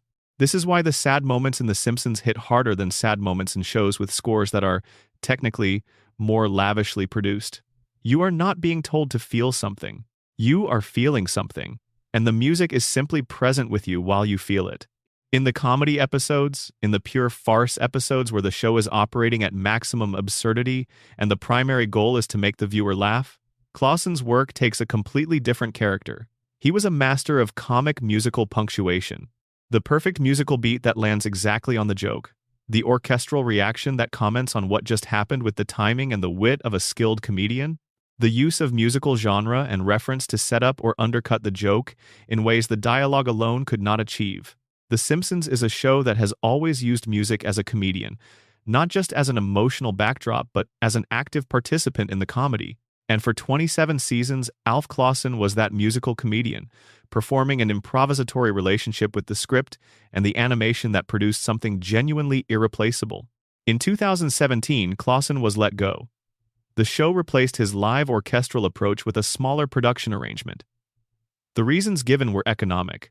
Producing a full live orchestral score for every episode of a show in its late seasons, when ratings have declined and the economic calculus of the production has shifted, is harder to justify than it was in the show's peak period. The change was noticed immediately by longtime fans. The sound of the show changed. The emotional architecture that Clausen had built across 27 seasons was gone, replaced by something that functions adequately as television music, but that does not do what Clausen's work did. It does not lead the emotional pivot. It does not sit alongside grief with respect for the viewer's intelligence. It does not perform comedy with the timing of a skilled comedian. What was lost when Clausen left is not easy to articulate in precise terms because music is difficult to discuss precisely. But the effect is measurable in the viewer's response. The late Simpsons does not hit the way the early Simpsons hits. The emotional moments do not land with the same force. The comedy moments are funny, but not elevated by the music the way they once were. There is a theory about what Clausen's music was actually doing across those 27 seasons that goes beyond its obvious function as a score. The theory is that the music was the show's emotional truth-telling mechanism. That in a show built on comedy and reset, and the containment of genuine darkness within the frame of animated family entertainment, Clausen's orchestra was the element that could not be contained. That told the emotional truth of every scene, regardless of what the comedy was doing to that truth on the surface. When Homer was in pain, the comedy might soften it. The joke might redirect your attention from the wound. But the music was always in the wound. The music did not soften anything. It sat in the exact center of whatever was most real about the scene, and it did not look away. This made Clausen's work, in retrospect, a kind of ongoing commentary on the show's own emotional content. A running annotation in the language of music that said, regardless of what the jokes are telling you, this is what is actually happening here. This is what this moment costs. This is what these people are feeling underneath the cartoon. The music that should not have existed, a full live orchestral score sustained across 27 seasons of an animated comedy, was the show's most honest element. It was the part of The Simpsons that could not be reset, that could not be contained in the non-canonical frame of a Treehouse of Horror episode, that could not be forgotten by the town's collective amnesia, because it existed outside the narrative entirely, in a space that the story could not reach. And when it was gone, What disappeared was not just a sound. It was the emotional honesty that the music had been providing underneath the comedy for more than a quarter-century. The show without Clausen's score is the show with its most honest voice silenced. Springfield has always been good at silencing its most honest voices. The pattern is familiar by now. Number. Section 8. The other Simpsons relatives the show introduced and never explained. The Simpson family tree is one of the most selectively examined genealogies in American pop culture. Most viewers know the core: Homer and Marge, Bart, Lisa, and Maggie. Abe Simpson, Homer's father, who lives in the retirement home and whose relationship with his son is one of the show's most consistent sources of comedy and genuine sadness. Patty and Selma, Marge's sisters, whose hatred of Homer is a running dynamic across the entire series. Herb Powell, Homer's half-brother, who appeared in a memorably emotional two-part story and then was brought back once more before fading from the show's active roster. These are the relatives most viewers can name. These are the family members who have been woven into the show's ongoing fabric to a degree that makes them part of what The Simpsons is. But the Simpson family, across 36 seasons, has extended dramatically beyond these familiar figures. The show has introduced cousins, aunts, uncles, half-siblings, step-relatives, and extended family members from both the Bouvier and the Simpson sides of the tree. And most of them, after their initial appearance, simply cease to be part of the family's ongoing story. This is, on one level, nothing unusual. Extended family members in sitcoms are often introduced for the purpose of a specific episode and then quietly retired when the episode concludes. The format demands it. You cannot maintain complex ongoing relationships with every family member who has ever appeared in a single episode. The cast would become unmanageable. But the way the show has introduced and then abandoned certain specific relatives is strange enough. And the relatives themselves are characterized in ways that raise enough questions that the pattern is worth examining in its own right. Start with the Bouvier side. Marge's family of origin is, in several respects, the more interesting and the more deeply characterized of the two family systems the show has built. The Bouvier family has a history. They have a social status they have lost. They have pretensions to a gentility that their actual circumstances do not support. Patty and Selma's bitterness is the bitterness of women who grew up believing they were destined for something better than what they got and who have organized their entire emotional lives around the resentment that this disappointment produced. This is rich material, and the show has used it effectively in the episodes specifically about Patty and Selma and in the broader characterization of Marge's relationship to her family of origin. But there are elements of the Bouvier family backstory that the show has introduced and then declined to pursue. The most prominent is the question of the Bouvier family's decline. How did they fall from the middle-class respectability their pretensions imply to the modest circumstances they actually occupy? The show has hinted at a history without ever committing to its specifics. There were references, in early seasons especially, to a Bouvier family that had once had more. More money, more social standing, more of the conventional markers of American middle-class success. What happened? The show never says. The decline is present as a background condition that shapes the characters, but that is never examined as a story in its own right. Then there are the specific relatives who appeared and vanished. The Bouvier grandparents, depicted in a small number of flashback scenes, are drawn with enough detail and given enough character that they feel like people whose story might have something to add to the show's understanding of who Marge is and where she came from. But the show never went back to them. Whatever their specific history might have revealed about the Bouvier family's arc and Marge's relationship to that arc was simply left unexplored. Now consider the Simpson side, specifically the question of Abe Simpson's family of origin. Abe is one of the show's richest comic and emotional resources. His tendency to tell rambling, incoherent, barely relevant stories from his past is a recurring gag that works on multiple levels. On the surface, it is the comedy of an old man who cannot distinguish between what his audience finds interesting and what he finds interesting, between relevant information and the random detritus of a long life. But underneath that comedy, the stories Abe tells are windows into a past that the show consistently suggests is more complex and more significant than the old man's rambling delivery implies. Abe served in World War II. The show has depicted this in several episodes, and the World War II material is invariably among the most emotionally resonant the show produces when it touches Abe. He was not just a soldier. He was a person who fought in a war that was genuinely decisive, who experienced things that the show treats with a seriousness that the surrounding comedy does not dilute. But who were Abe's parents? The show has gestured at the previous generation of Simpsons, at the family that produced the man who produced Homer. And what it has gestured at is, if taken seriously, something quite dark. There are brief references across the show's run to an Abe Simpson who grew up in difficult circumstances, who had a relationship with his own father that was, in the specific way the show codes these things, something other than nurturing, who came to adulthood carrying certain wounds that he then, in the way parents often do, transmitted to his own child. Homer's relationship with Abe is defined by a specific emotional quality. Abe loves Homer but has almost no idea how to show it. Homer loves Abe but resents him in ways he cannot fully articulate. Their dynamic is the dynamic of two people who are emotionally close and emotionally incompetent in precisely complementary ways that make genuine connection between them perpetually difficult. This dynamic did not come from nowhere. It has a history. And the history reaches back into the Simpson family in generations the show has glimpsed but never fully depicted. The wounds Homer carries came from Abe. The wounds Abe carries came from someone before him. The family pattern of emotionally inarticulate love and chronic mutual disappointment is the kind of pattern that spans generations, and the few glimpses the show has offered of the generation before Abe suggest that the pattern was already well established when Abe was a child. The other Simpsons, the ones who appear once and then vanish, are often carrying elements of this transgenerational story.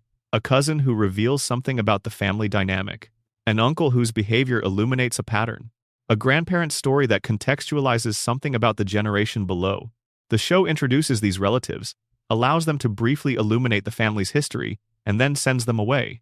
Not because they have nothing more to say, but because following what they have to say would pull the show into a kind of sustained, psychological and historical examination that the episodic comedy format cannot support. But the glimpses accumulate. Across 36 seasons, the brief appearances of all these peripheral relatives have built up a picture of the Simpson family that is considerably darker and more complex than any individual episode reveals. A family with a history of economic anxiety and emotional repression and missed connection and occasional moments of extraordinary tenderness that arrive without enough context and leave without enough resolution. The relatives who appear once and vanish are not plot conveniences. They are the show's attempts to acknowledge the full depth of the family tree while maintaining the episodic format's inability to explore that depth. They are the evidence that The Simpsons are not the origin of their own patterns. That Homer and Marge and Bart and Lisa and Maggie are the latest iteration of stories that have been running in both families for generations. Stories the show has chosen not to fully tell, but whose presence can be felt in every episode, in every repetition of every family pattern, in every moment where a character does something that feels both unexpected and somehow inevitable. Herb Powell's story is the one that comes closest to the full picture. Herb is Homer's half-brother, born of Abe Simpson's earlier relationship before his marriage to Homer's mother. He was found by Homer through a process that the show depicts with characteristic half-earnestness. He was successful, wealthy, a self-made man who had built something from nothing. He had everything Homer did not have, except a family. Except the specific warmth of belonging somewhere, of being known. And in meeting Homer, he found that thing and then, in the specific way the Simpsons story always goes, lost it, and then found a version of it again through a different route.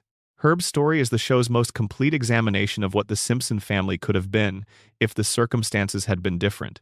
If Abe had stayed with Herb's mother. If Herb had grown up inside the family rather than alongside it. The version of The Simpsons that Herb represents is the one that made it out, that escaped the specific gravity of the family pattern, that built something new. And the show brought him back just long enough to let him rejoin the family before sending him away again, into the wider world, where the Simpsons rarely follow. The other Simpsons are all versions of this: the road not taken, the alternative trajectory, the person the family might have produced under different circumstances. The show brings them in, allows the comparison to be briefly visible, and then releases them back into the world they came from. Because the show is about the Simpsons, not about the other Simpsons, not about the alternatives and the branches and the possibilities. It is about this specific family, in this specific house, on this specific street, in this town that traps them all. But the other Simpsons were here. They came and they went. And the family they left behind carries something of each of them, in the accumulated pattern of who the Simpsons are and where they came from and why they do what they do and feel what they feel, even when nobody in the family can explain the origin of any of it. Number. Section 9. The Deaths That Stuck. Characters who died and were never brought back. The Simpsons has a complicated relationship with death. On one hand, the show's universe operates on the principle that nobody significant stays dead. Homer dies routinely in the Treehouse of Horror episodes and reappears the following week. Minor characters who are killed in one episode materialize in the background of crowd scenes in subsequent ones. The show's cartoon logic insulates its world from the normal consequences of mortality, maintaining the comfortable impossibility that defines Springfield's relationship with physical reality. On the other hand, The Simpsons has, across its run, committed to a small number of deaths with a permanence and a seriousness that sets them apart from the show's general treatment of mortality. These are the deaths that stuck. The characters who died and did not come back. The losses that the show incorporated into its ongoing reality rather than resetting away. These deaths are worth examining individually, because each one reveals something about what The Simpsons believes is significant enough to be permanent. In a show where almost nothing is permanent, the things that tell you something important about the show's deepest commitments. The most significant and most discussed death in the show's main timeline is Maud Flanders. Ned Flanders' wife died in the show's 11th season, in an episode that aired on February 13, 2000. The specific mechanism of Maud's death, a t-shirt cannon misfiring at a NASCAR race because Homer tried to catch the shirt and redirected it into the bleachers where Maud was sitting, is so abrupt and so strange that it has always felt like it belongs in a Treehouse of Horror segment rather than in the main show. A woman is alive. A shirt is fired. The shirt hits her. She is dead. The abruptness was deliberate. The show's producers did not want to give Maud a death scene that felt like a traditional television farewell. They wanted her death to feel like death actually feels. Sudden, without warning, without the narrative dignity that fiction usually provides to its significant losses. Maud was here and then she was not. This was partly a production decision. The actress who voiced Maud, Maggie Roswell, had a real-world dispute with Fox over the cost of flying her from her home in Colorado to record in Los Angeles.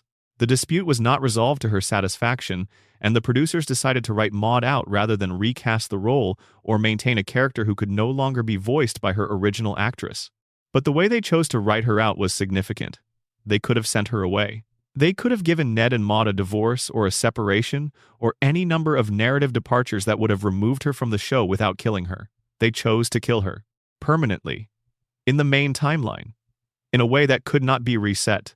This choice transformed Ned Flanders from a comic foil, Homer's annoyingly perfect neighbor, into something more complex and more painful. Ned is now a widower. He is a man who has lost the person at the center of his life, the person his whole carefully constructed existence was organized around. And he has to continue living in Springfield. He has to continue being Homer's neighbor. He has to continue performing the goodness that his conditioning requires of him, but now he performs it without Maud.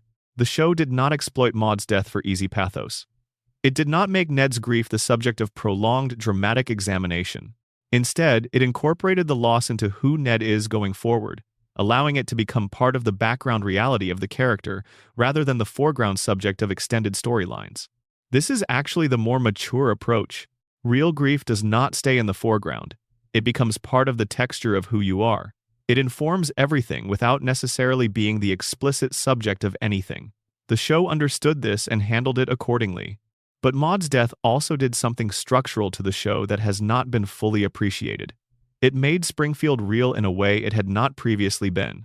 If Maud can die permanently without the reset button restoring her, then death in Springfield is real. Then the town is subject to mortality in a way the show's cartoon logic had previously kept safely theoretical.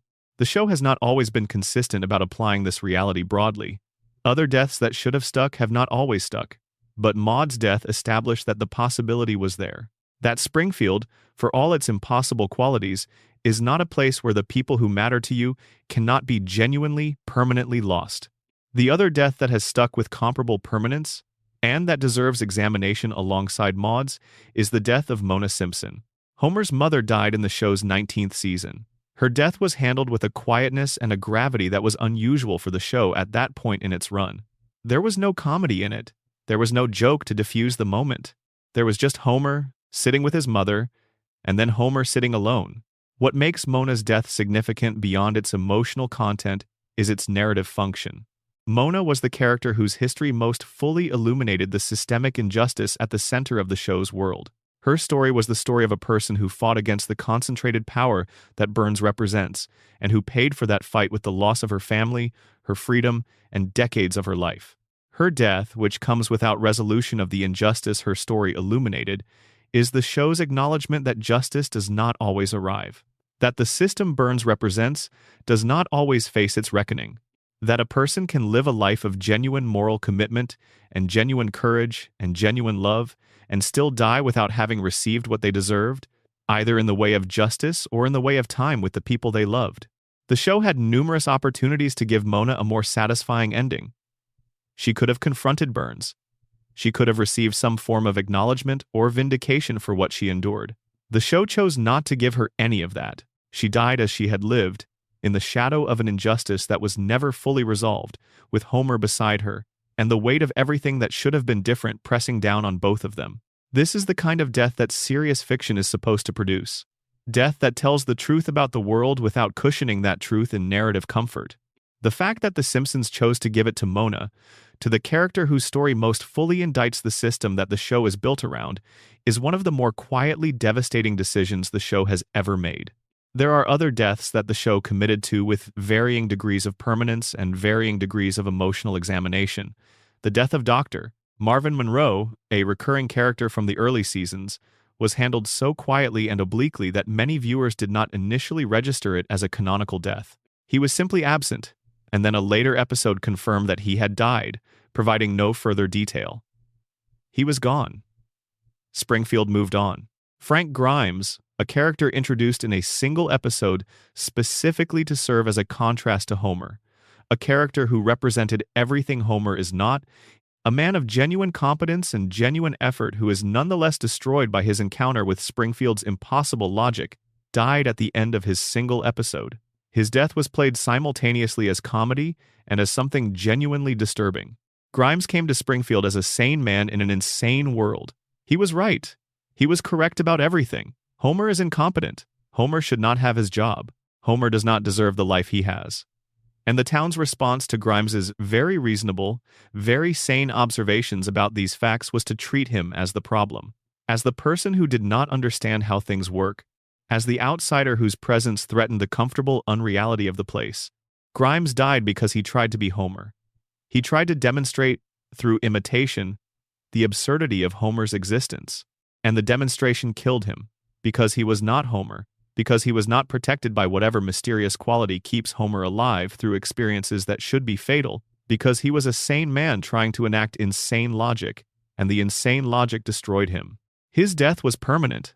The show confirmed it, and his grave appears in a subsequent episode, attended by a large crowd of mourners who love Homer and dismiss Grimes even in death, because that is what Springfield does with the honest voices that challenge its comfortable arrangements. It buries them and moves on. The deaths that stuck in The Simpsons are a selective record of what the show considers irreversible, and what it considers irreversible is, consistently, loss. Not the comedy deaths, not the reset deaths. The specific losses that come from loving someone, from being bound to another person in a way that makes their absence genuinely devastating. Those losses do not reset. Those losses stay. Maude is gone. Mona is gone. Frank Grimes, the most honest man Springfield ever produced, is gone. And Springfield continues, because that is what Springfield does. It continues. The people who should not be forgotten are forgotten. The people who should be remembered are remembered in the selective way that communities remember the losses that fit into their preferred narrative and forget the ones that do not. The deaths that stuck are the show's testimony. They are what The Simpsons is willing to swear to under oath, without the protection of non-canonical status or the escape hatch of the reset button. These things happened. These people were loved and lost, and no amount of collective amnesia has been enough to bring them back. Number. Section 10. The couch gag conspiracy, what 36 years of opening sequences are really saying.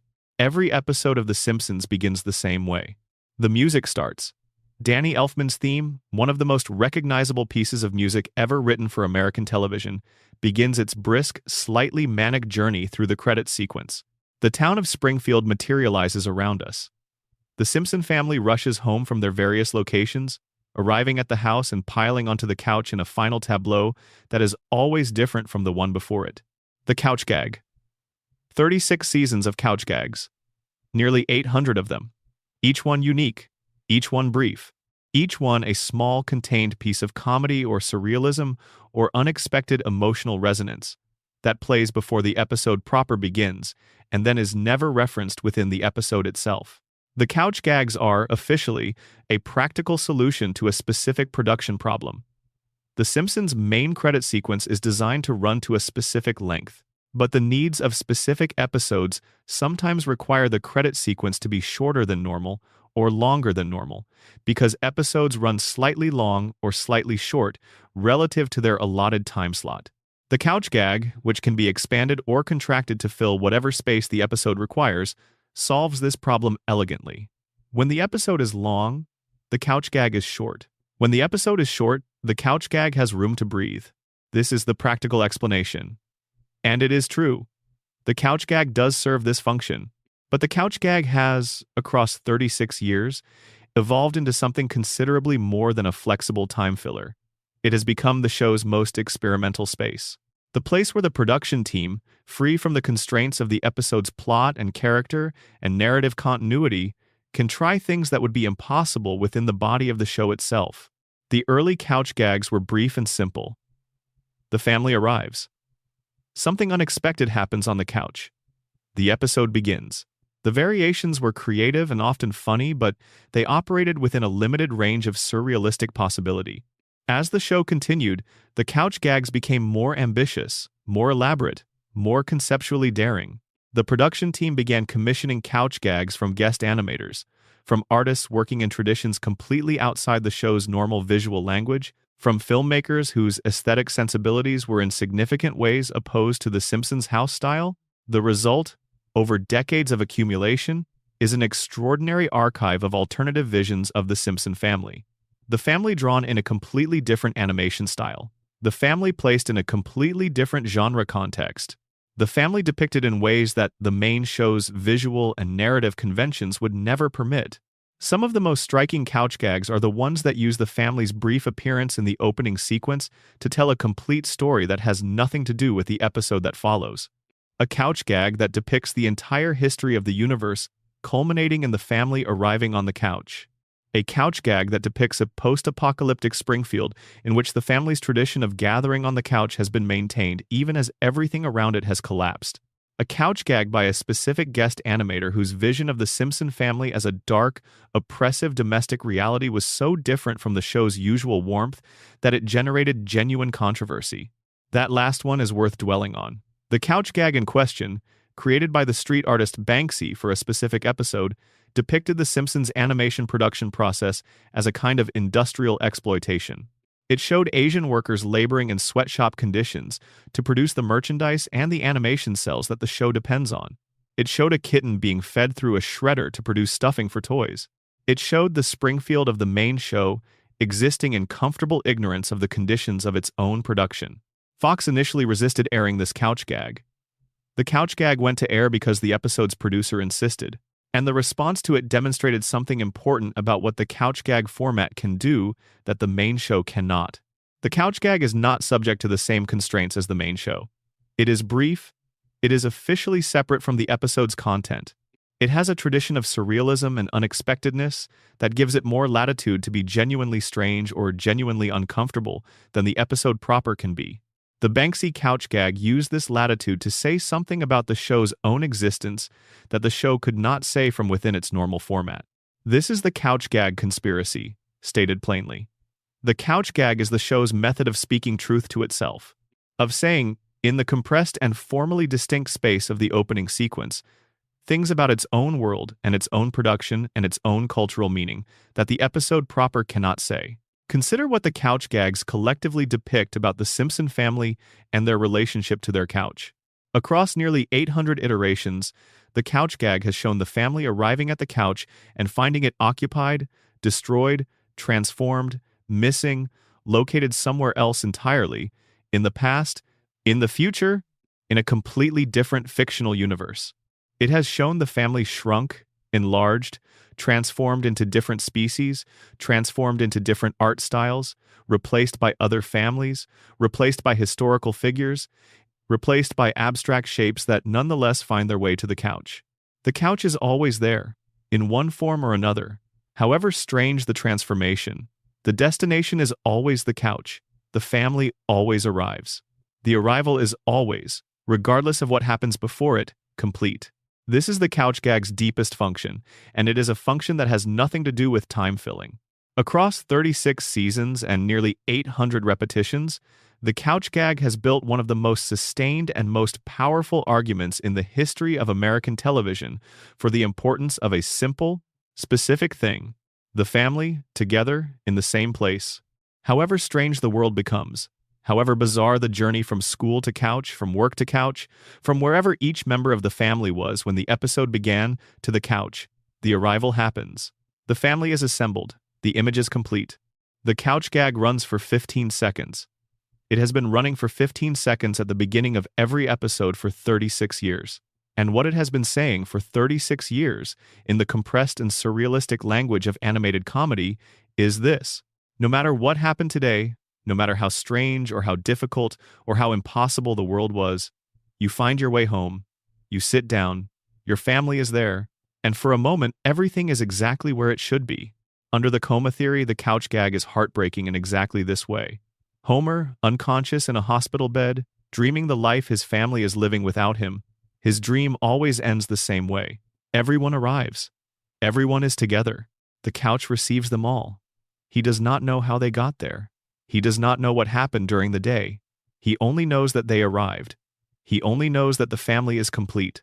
Under the radiation theory, the couch gag is the town's daily proof to itself that whatever is wrong with Springfield, whatever the contamination has done, whatever the violations have cost, the family endures. They are changed. They are yellow and bulge-eyed and four-fingered and strange in all the ways the radiation has made them strange. But they arrive, together, at the couch, every time. Under the collective denial theory, the couch gag is the contract itself, the daily renewal of the town's agreement not to notice what should be noticed, not to ask the questions that should be asked, not to look at the cracked cooling towers or the three-eyed fish or the skeletons in the basement, to come home instead, to sit down, to accept the world as it is, with all its impossible wrongness, because the alternative, the truth, is too heavy to carry. And under the simplest reading, the one that does not require any theory at all, the couch gag is just what it looks like. A family coming home, a moment of arrival that the show has committed to repeating, with variations forever. A daily promise that regardless of what the episode contains, regardless of what humor or darkness or absurdity or genuine feeling the story serves up, the family will be together at the end of the opening sequence. This is not nothing. After 36 years, after nearly 800 repetitions of this 15-second arrival, this is something enormous. This is one of the most sustained commitments to a single image in the history of television. The image of a family arriving home together. The couch gag is not a conspiracy. It is a covenant, and the show has been honoring it, quietly and consistently and with extraordinary creativity across an extraordinary span of time, since December of 1989. The music plays, the sequence runs, the family arrives, the couch receives them. Every time, without exception, whatever else changes. Number, section, 11. The language, Springfield speaks malapropisms, mispronunciations, and what they reveal about who is really listening.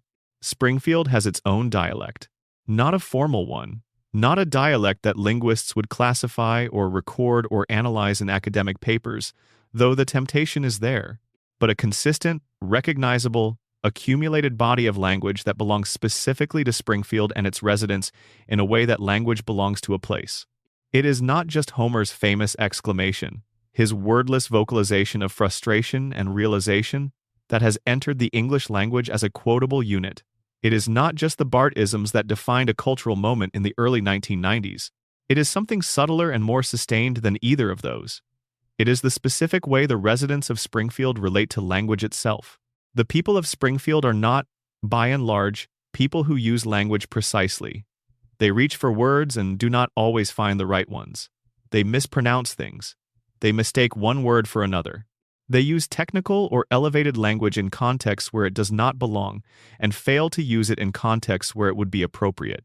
Their relationship to the English language is, like their relationship to so many other things, slightly off in a way that is consistent enough to be a pattern rather than a collection of individual errors. Homer's linguistic relationship to the world is the most thoroughly documented. He mishears things consistently and in a specific direction. He tends to hear what he wants to hear rather than what is actually said. When a word or phrase is beyond his comfortable vocabulary, his brain produces a substitute that is phonetically similar but semantically different in ways that are revealing about what Homer is actually processing. He is not just making mistakes. He is producing a running commentary on his own internal world in the language of misunderstanding. There is an episode in which Homer hears a word he does not know, and his internal monologue explicitly depicts him choosing to not find out what it means, to simply nod and proceed as if comprehension has occurred. This is played as a joke, and it is a funny joke, but it is also one of the most honest depictions of a specific cognitive habit that Homer exhibits consistently across the show's run. He prefers the comfortable fog of approximated comprehension to the slightly effortful clarity of actual understanding. This is not stupid behavior exactly. It is a particular relationship to information and to effort.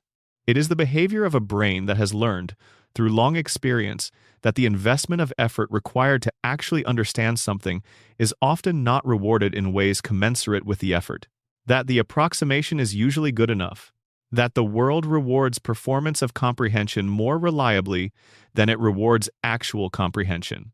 Homer has learned to perform understanding without always achieving it, and this has been the most adaptive strategy available to him in the specific environment he inhabits. Under the radiation theory, Homer's linguistic behavior is a symptom, the part of the brain responsible for language processing and word retrieval, for the specific cognitive operations that allow a person to reach accurately for the word they want, is vulnerable to the kind of chronic neurological damage that extended radiation exposure produces. Homer's mispronunciations and his malapropisms and his consistent reaching for the approximate word instead of the precise one are not personality quirks. They are the linguistic manifestation of neurological impairment. But here is what is interesting about the language of Springfield more broadly. It is not just Homer. The linguistic habits that Homer embodies most extremely are present, in diluted but recognizable forms, across the town's population. The mispronunciation of technical terms, the use of elevated vocabulary in contexts where it does not quite fit, suggesting a relationship to that vocabulary that is more social than semantic, that is about sounding a certain way rather than communicating a specific thing. The occasional wordless gesture that stands in for a sentence, the substitution of physical expression for verbal precision. Springfield is a town that knows it does not quite have the right words for things, and so it substitutes. It approximates.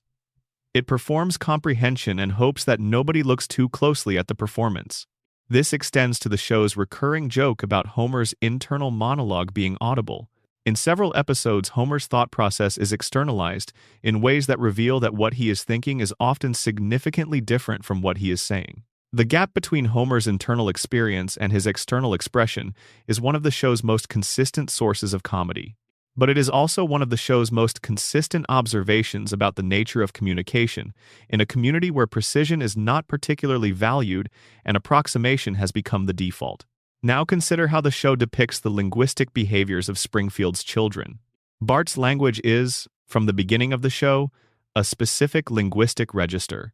It is the register of a child who is genuinely intelligent, but who has made the decision, whether consciously or by the accumulated logic of his environment, to perform his intelligence as stupidity. Bart's catchphrases are the language of a child who speaks to his audience in the language his audience expects. Who gives them the performance they have come to anticipate? Who has, very early and very effectively, learned to manage other people's expectations of him by embodying those expectations completely? This is a kind of linguistic mastery that looks like linguistic poverty. Bart is not limited by his vocabulary. He is strategic about it. Lisa, by contrast, uses language with a precision and a comprehensiveness that marks her as an outsider in Springfield. She reaches for the right word. She uses technical vocabulary accurately and in appropriate context. She does not approximate. She does not perform comprehension. She comprehends, and her comprehension is visible in her language, and her language marks her as different from everyone around her in a way that contributes to her isolation. The town cannot quite hear Lisa. This is one of the show's recurring observations. She speaks with precision and is met with incomprehension or dismissal. The gap between her language and Springfield's language is also a gap between her and Springfield's community. She uses the language of understanding in a place that has organized itself around the comfortable performance of approximate understanding. She is not translatable. Maggie's silence, within this framework, is the most interesting linguistic choice in the family. She has not chosen a language that makes her legible to Springfield. She has declined language altogether. And in declining it, she has avoided both Homer's imprecision and Lisa's agonizing precision. She occupies a position outside the show's linguistic economy entirely. The things Maggie communicates, she communicates in a register that the show depicts as universally legible. When Maggie wants to express something, the meaning arrives unambiguously through gesture and expression, and the specific quality of her attention.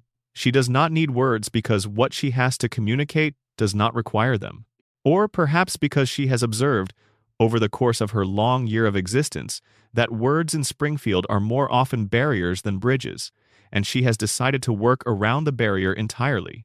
There is one more dimension of Springfield's language worth considering before we move on, and it is the language that the show uses to depict the economic and social hierarchy of the town. Burns speaks in an archaic, elevated register that marks him as belonging to a different era than everyone around him. His language is not just formal, it is old. He reaches for words and constructions that feel like they belong to the 19th century, that feel like relics of a period when the class distinctions his language implies were more openly acknowledged and more formally maintained.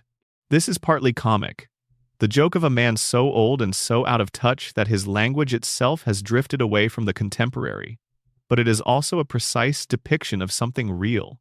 The language of extreme, entrenched, generational wealth is different from the language of everyone around it. It does not need to update. It does not need to accommodate the vocabularies of the people it interacts with. It can remain exactly what it is, because the power it represents is not contingent on being understood. Burns does not need Springfield to understand him, he needs Springfield to obey him. And obedience does not require a shared vocabulary. The language of Springfield is the language of a town that has been shaped by a specific concentration of power into a specific form of collective expression. It is the language of people who have learned, over decades, which words are safe and which are dangerous, which approximations will be tolerated and which precisions will be punished, which register of expression will be accepted in which context. And underneath all of it, underneath Homer's malapropisms and Bart's strategic performance, and Lisa's precise isolation and Maggie's deliberate silence, the town speaks in a language that is trying, constantly, to say something it does not quite have the words for, something about what it is like to live here, something about what has been done to these people, something about the gap between the life they have and the life they might have had if the choices had been made differently or the system had been built differently or the water had been clean. Springfield cannot quite say it. The words are not available. But the reaching for them, the constant, characteristic, slightly wrong approximation of what should be said, is itself a kind of speech. The town speaks in the language of almost, and the almost is the most honest thing about it. Number, Section 12. The Simpsons' relationship with God, divine encounters, theological mysteries, and what the show actually believes. The Simpsons has a God problem. Not in the sense of a conflict with religion or a theological controversy, though the show has generated its share of those over the decades. The God problem is more specific and more strange than anything that a controversy could capture. The Simpsons depicts God as real, not metaphorically real, not real in the sense of being culturally significant or personally meaningful to the characters who believe in him, real in the sense of actually existing within the show's universe as an entity who can be physically encountered, who has opinions and a voice and a face and specific preferences about how his creation should behave. God has appeared in The Simpsons multiple times across the show's run, not in dream sequences or allegories or theological thought experiments. In the main show's timeline, within the show's canonical reality, God has shown up and spoken to characters and behaved as though his existence is simply a fact of the Springfield universe, in the same way that the nuclear power plant is a fact of the Springfield universe. This is genuinely strange for a primetime animated comedy running on an American broadcast network. Religion in American television is generally handled with careful ambiguity. Shows acknowledge the importance of faith to their characters without committing to a position on whether that faith is grounded in an actually existing supernatural reality. The format demands a certain theological agnosticism. The Simpsons abandon this agnosticism early and completely. Homer has met God. They have had conversations. God has expressed opinions about Homer's behavior. Homer has received what amounts to divine instruction and has, in the characteristic way of Homer, promptly disregarded most of it. What makes this theologically interesting is what it implies about the spiritual economy of Springfield. If God exists and is reachable, if the divine is present in the world the show depicts in a literal and direct sense, then the town's theological situation is not a matter of faith at all. It is a matter of fact. God is there. God is accessible. God is specifically present to Homer Simpson, who is, by the show's own metrics, one of the least morally and intellectually distinguished residents of an already not particularly distinguished town. And yet Ned Flanders, the most devout, the most consistently committed, the most earnest believer in Springfield, has never met God, has never received direct divine communication, has organized his entire life around a faith that, within the show's universe, is demonstrably well-founded since God actually exists, and has not been rewarded with even the briefest divine acknowledgement. This asymmetry is one of the most quietly cruel jokes the show has ever sustained. The man who needs God most, who has given most completely to the project of believing and obeying and trusting, gets silence. The man who pays God the least attention, who is most likely to respond to divine instruction with incomprehension and subsequent disregard, gets conversation. God, within the show's universe, seems to prefer Homer.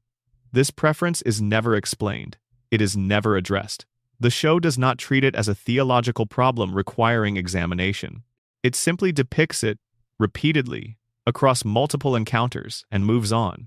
Under the coma theory, God's preference for Homer takes on a different character entirely.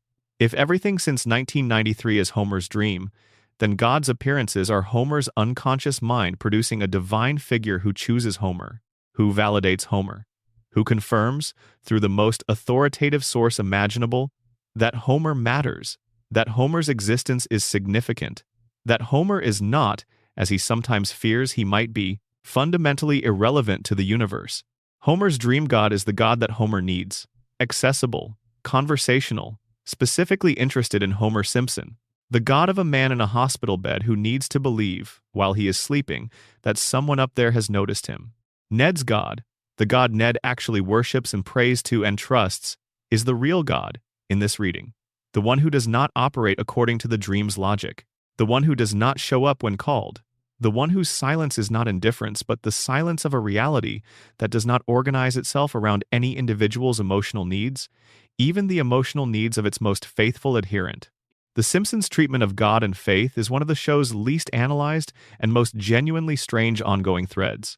It is a show that takes the existence of God as a given, that depicts religious devotion through Ned's character with consistent respect for the earnestness of his belief, that allows Homer to have genuine, impactful encounters with the divine, and that simultaneously maintains, through the structure of its universe, that faith is not reliably rewarded, that the earnest believer is not protected from loss, that the casual skeptic is not punished for his skepticism, that the universe, even a universe in which God demonstrably exists, does not operate according to the logic of spiritual merit.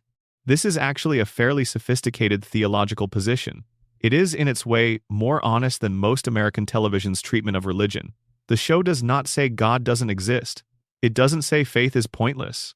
It says that the universe, including its God, is more complicated and more indifferent to individual spiritual accounting than any simple faith-reward equation would suggest. Ned prays, his wife dies, Homer skips church, God visits, the universe does not explain itself. Springfield's relationship to the divine is the relationship of a place that has been through too much to expect divine logic to look like human logic. The contamination does not respond to prayer. The power plant does not produce cleaner emissions because its employees are faithful. The cracked cooling towers do not seal themselves because Ned Flanders is a good man. The theology of Springfield is the theology of a world where God exists, but is not, fundamentally, in the business of fixing Springfield's problems.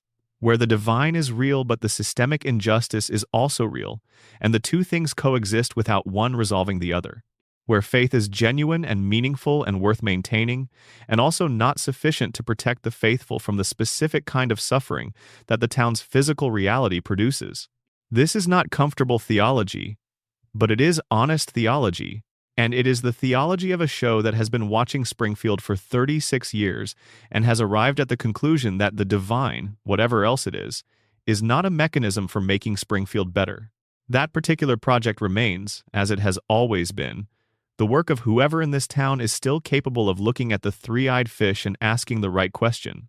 Number. Closing. A quiet night in Springfield. The episode always ends. The credits roll. The music plays its final notes. Springfield fades from the screen and the world outside the television, the one you actually live in, reasserts itself around you. But something of Springfield stays. This is the strangest thing about this show. This is the thing that 36 years of critical analysis and fan theory and obsessive cataloging has circled around without ever quite naming directly. Springfield stays with you, not the way other shows stay with you, as a remembered story or a set of memorable characters, or a collection of favorite moments you can access on demand.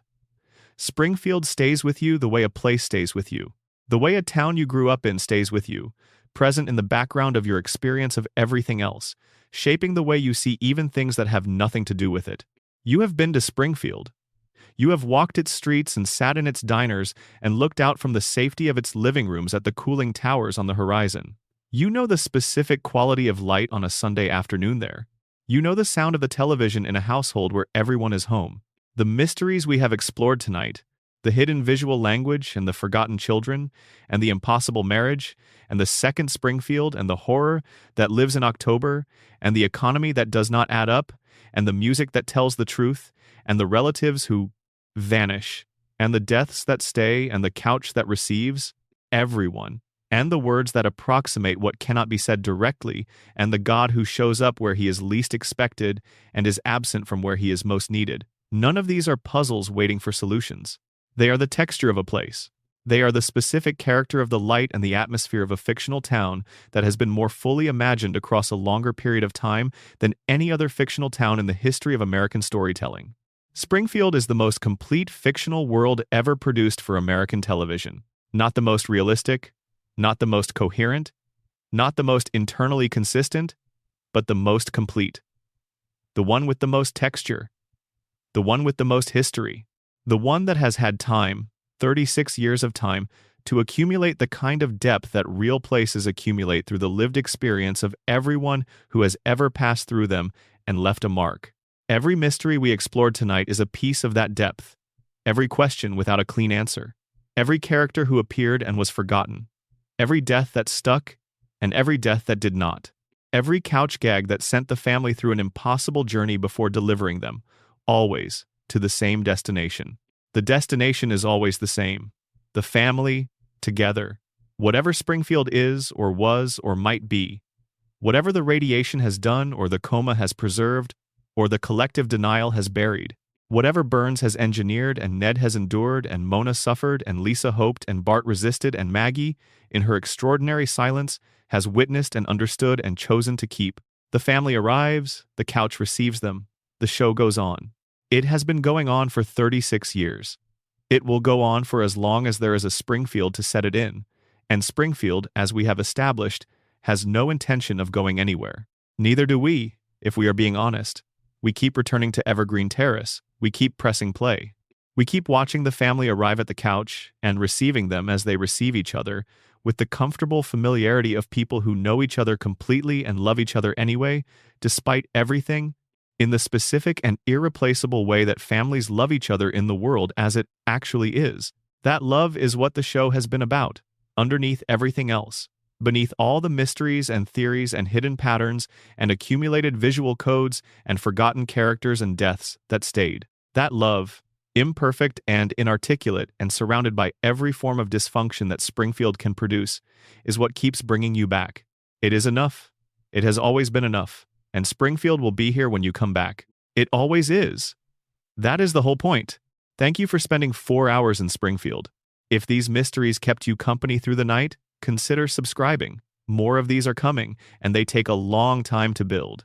Every person who watches to the end makes the next one possible. Sleep well. Springfield will be here in the morning. Number. Section 13. The lost episode stories the show started and never finished. There are storylines in The Simpsons that began and were never resolved. Not the kind of unresolved storyline where the show simply moved on from a temporary plot thread, which is normal episodic behavior and not particularly remarkable. The kind of unresolved storyline where the show introduced something with enough weight and enough specificity and enough obvious narrative intention that its abandonment constitutes a genuine mystery. A story the show clearly meant to tell, that it set up with care and commitment, and then simply walked away from without explanation. These are the lost episodes. Not lost in the sense of being physically unavailable, though the show has its share of material that never made it to air. Lost in the sense of being stories that exist as setups without conclusions, beginnings without middles or endings, narrative promises that the show made and never kept. The most striking category of lost storyline involves the show's treatment of character development. The Simpsons, particularly in its early and middle periods, would occasionally introduce significant character growth, show a character learning something or changing in a meaningful way, and then allow that growth to persist for an episode or two before quietly reverting to the pre-growth baseline without ever addressing the reversion. This is the reset button in its most frustrating form.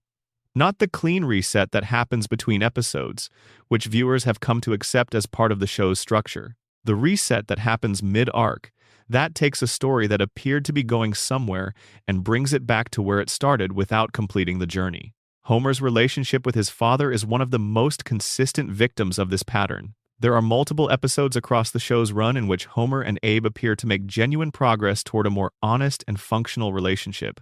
Episodes where one or both of them says something that has clearly been unsaid for too long, where the wall of misunderstanding and mutual disappointment appears to crack, where the specific pain of their dynamic is acknowledged in a way that makes you believe the show is going to use that acknowledgement to move the relationship somewhere new.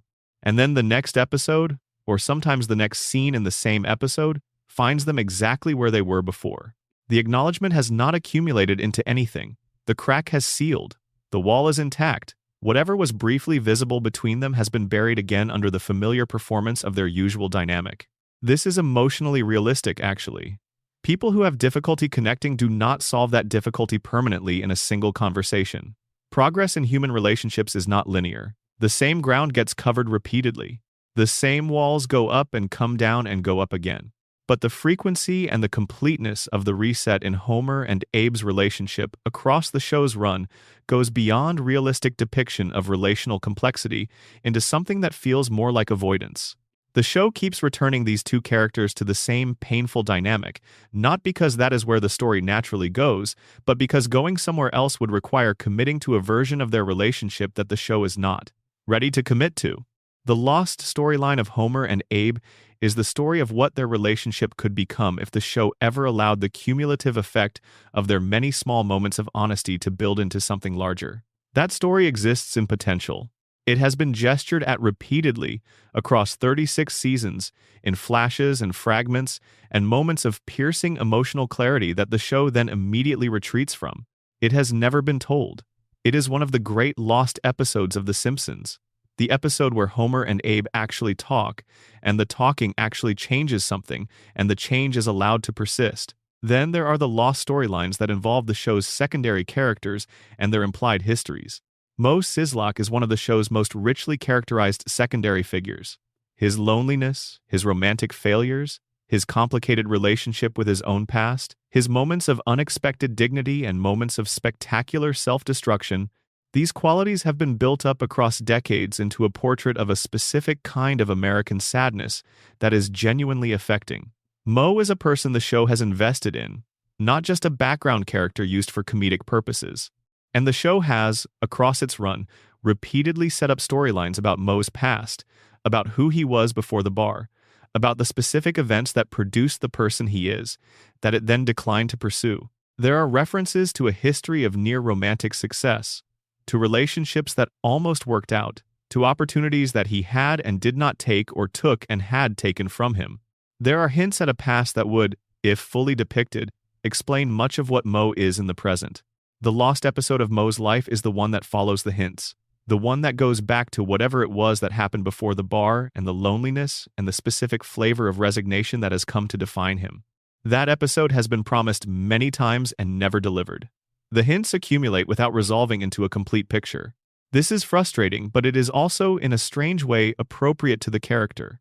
Moe is a person whose past is present to him, but not accessible to those around him. His history informs everything about who he is without ever being fully communicated. He carries it inside him the way everyone carries their histories, in the specific weight of their silences, and the specific direction of their longings, and the specific quality of their regret. The show telling you Moe's history completely would be doing something to the character that his character resists. He is a person whose past is, by definition, what he cannot quite say. Leaving it lost is, in its way, the most honest thing the show can do with it. But it is also, more simply and more honestly, a story that was started and not finished. A narrative promise that the show made and deferred, and eventually stopped returning to, leaving Moe's history as one of Springfield's most specifically characterized mysteries. The lost storylines of The Simpsons are, collectively, a record of the show's ambitions exceeding its format. Every long-running episodic comedy faces a version of this problem. The format that allows the show to run indefinitely, that gives it the structural freedom to tell any kind of story in any given week, is the same format that prevents any story from fully accumulating into something larger than itself.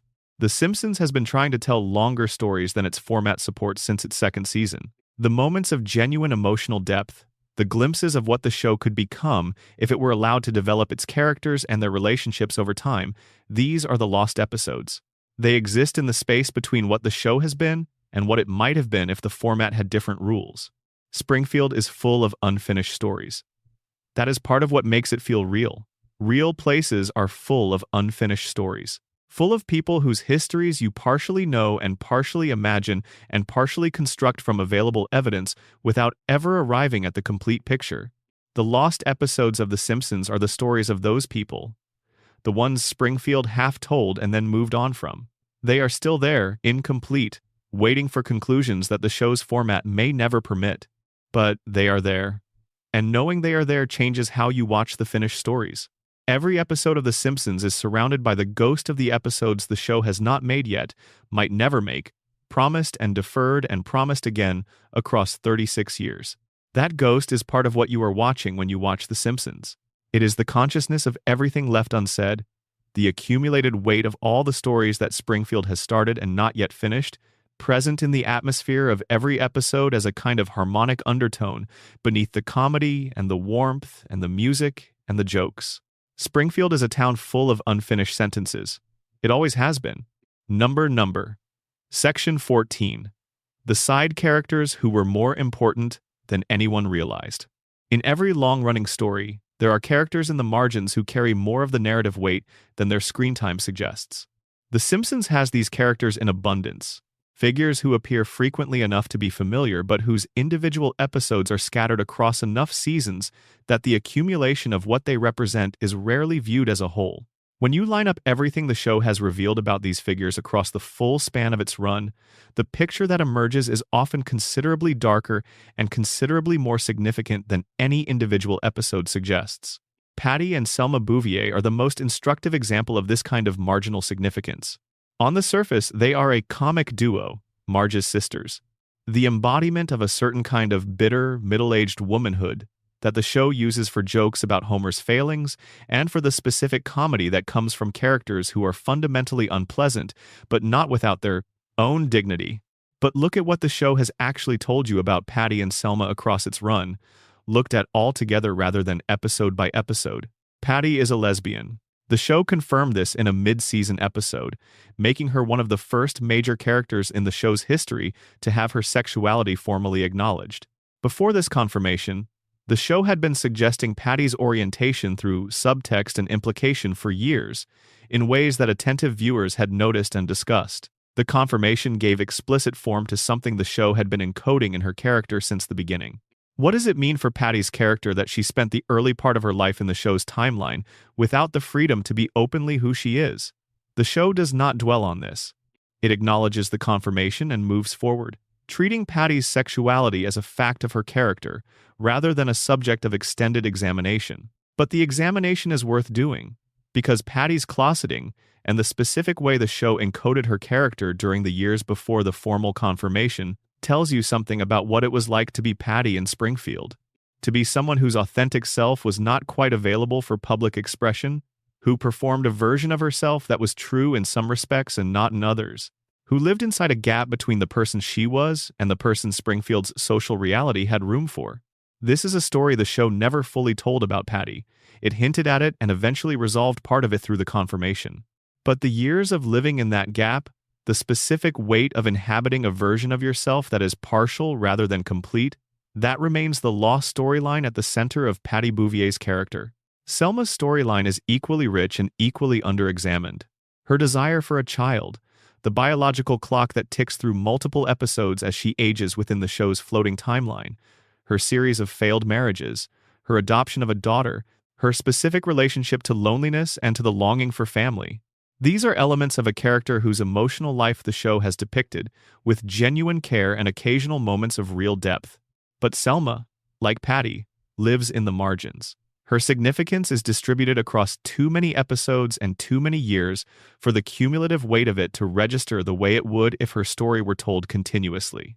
You would need to watch the show from beginning to end with specific attention to Selma to see the full shape of what she is carrying. What she is carrying is the story of a woman who wanted something the show never quite gave her.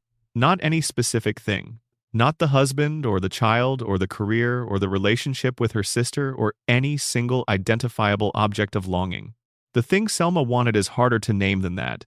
It is the thing that all the specific things are proxy for. The sense that her life is full rather than half full. That she arrives somewhere rather than being perpetually in transit toward a destination she cannot quite identify. The show has not given her that. It has given her marriages and a child, and the specific comedy of her character, and the warmth that occasionally breaks through the bitterness of her and Patty's shared presentation. But the fullness she is reaching for has remained, across all 36 seasons, slightly out of reach. Now look at Chief Clancy Wiggum. Wiggum is, in the standard reading, the chief of Springfield's police department and one of the show's most reliable sources of jokes about institutional incompetence. He is incompetent. He is comically corrupt. He is the visible face of a law enforcement apparatus that is thoroughly ineffective at everything law enforcement is supposed to do. This reading is accurate. The comedy of Wiggum's incompetence is real, and it is frequently very funny. But there is another reading of Wiggum that the show has built up, quietly and across enough episodes that it constitutes a genuine portrait rather than a comedy type. Chief Wiggum is a father. His son Ralph is one of the show's most quietly devastating characters, a child whose specific form of social and cognitive difficulty marks him as someone who will have a genuinely hard time in the world that the show depicts. And Wiggum's relationship with Ralph, when the show chooses to examine it rather than using Ralph purely as a source of non-sequitur comedy, is one of the most honest depictions in the series of the specific love that parents have for children who are difficult to protect. Wiggum knows Ralph is unusual. He knows that Ralph's unusual quality makes him vulnerable in ways that the world of Springfield, which is not particularly gentle with vulnerability, will not reliably accommodate. And Wiggum's response to this knowledge is the response of a man who does not have the vocabulary or the tools to do what his love for his son is asking him to do. He does what he can. It is not enough. He knows it is not enough. And he continues doing it anyway. There is an episode, and it is not among the show's most celebrated, in which the dynamic between Wiggum and Ralph becomes briefly and unexpectedly the most emotionally honest thing happening on screen, where Wiggum's love for his son and his inadequacy to that love are both visible simultaneously, without comedy soft-pedaling either one. In those moments, Wiggum is not a joke. He is a person. He is a father. He is someone carrying something heavy in the specific way that parents of vulnerable children carry it, which is without the option of putting it down. This Wiggum, the father rather than the incompetent police chief, is one of the show's most significant underdeveloped characters. The show visits him occasionally and with clear affection. It has never made him a subject of sustained examination. But the glimpses are there, and taken together, they constitute a portrait of a man whose professional failure and personal love are two sides of the same character. A man who is not good enough at his job to protect the community he is supposed to serve, and who compensates for that failure through a private devotion to the one person in his life he will not allow himself to fail, even if failing is the only outcome his limitations make possible. The side characters of Springfield are its moral landscape. The specific shape of the town's character is visible not just in what the main characters do, but in who lives around them and what those lives contain. And the lives around the Simpsons contain, consistently, the specific mixture of limitation and love and loss and ordinary human dignity that defines the show at its best. They are more important than anyone realized, because they are the world the Simpsons live in. And the world you live in shapes you in ways that take a very long time to see clearly. Springfield's margins are where the show has always been most honest. The couch is where the family arrives, but the margins are where Springfield lives. Number, Section 15.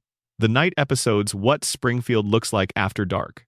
There is a different city visible when Springfield goes dark. During the day, Springfield operates as the familiar, slightly chaotic, broadly cheerful backdrop that the show's comedy requires. The streets are populated with recognizable faces, going about recognizable business. The sun, when it is not being blocked by an enormous mechanical disc, casts a fairly kind light on the town's somewhat frayed surfaces. Springfield in daylight is manageable. It is knowable. It is the Springfield you feel comfortable in, even knowing what you know about its water supply and its billionaire employer and its impossible floor plans and its forgotten children.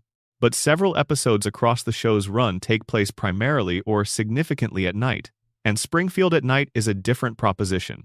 The night scenes in The Simpsons have a distinct visual quality that separates them from the daytime episodes. The color palette shifts in ways that go beyond the simple darkening you would expect when the sun goes down. The town's familiar architecture becomes subtly more threatening. Spaces that feel open and navigable during the day develop a compressed, slightly claustrophobic quality at night. The backgrounds, which in daytime episodes are detailed enough to feel inhabited, take on at night a slightly more abstract quality, as though the show's artists have made deliberate choices to reduce the specificity of the environment in ways that emphasize atmosphere over detail. This visual shift is not just aesthetic. It is doing something to the world of the show. Springfield at night is a town that has lowered its defenses. During the day, Springfield maintains the performance of normality that its collective denial requires. The citizens are visible, going about their recognizable routines, and the visibility itself is a form of social contract. When people can be seen, they behave accordingly. The cracked cooling towers are on the horizon, but nobody is looking at them. The three-eyed fish is in the river, but nobody is fishing. The improbable floor plans of the buildings are functional for their inhabitants and unexamined by their neighbors. At night, the performance relaxes. The streets are mostly empty. The usual social mechanisms that enforce Springfield's comfortable collective amnesia are dormant. And in that dormancy, the town's actual character becomes more visible. The night episodes of The Simpsons tend to depict things that the daytime episodes cannot comfortably contain. The specific textures of loneliness in Springfield. The quality of Moe's Tavern after the last customer has gone home. The feeling of the Simpson house when everyone is asleep and the night outside is pressing against the windows. The specific silence of a town that has agreed not to talk about what it knows. Homer, notably, is often more honest at night. The daytime Homer is performing, not deliberately and not consciously, but performing nonetheless, the role of Homer Simpson, father and employee and neighbor, the specific version of himself that the social requirements of daytime Springfield call for.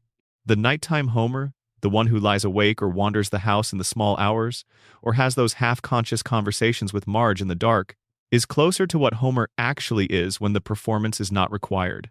There is a specific quality to the middle-of-the-night scenes in The Simpsons that the show produces rarely but memorably. The house is dark and quiet, everyone else is asleep.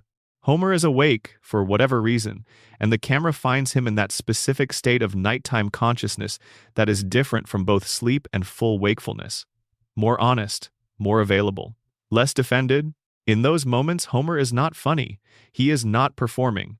He is simply present in the silence of his house in the middle of the night, and whatever he is feeling, the show allows him to feel it without immediately converting it into comedy. These are among the show's most purely emotional moments, and they happen almost exclusively at night. The night episodes also have a different relationship to the town's geography.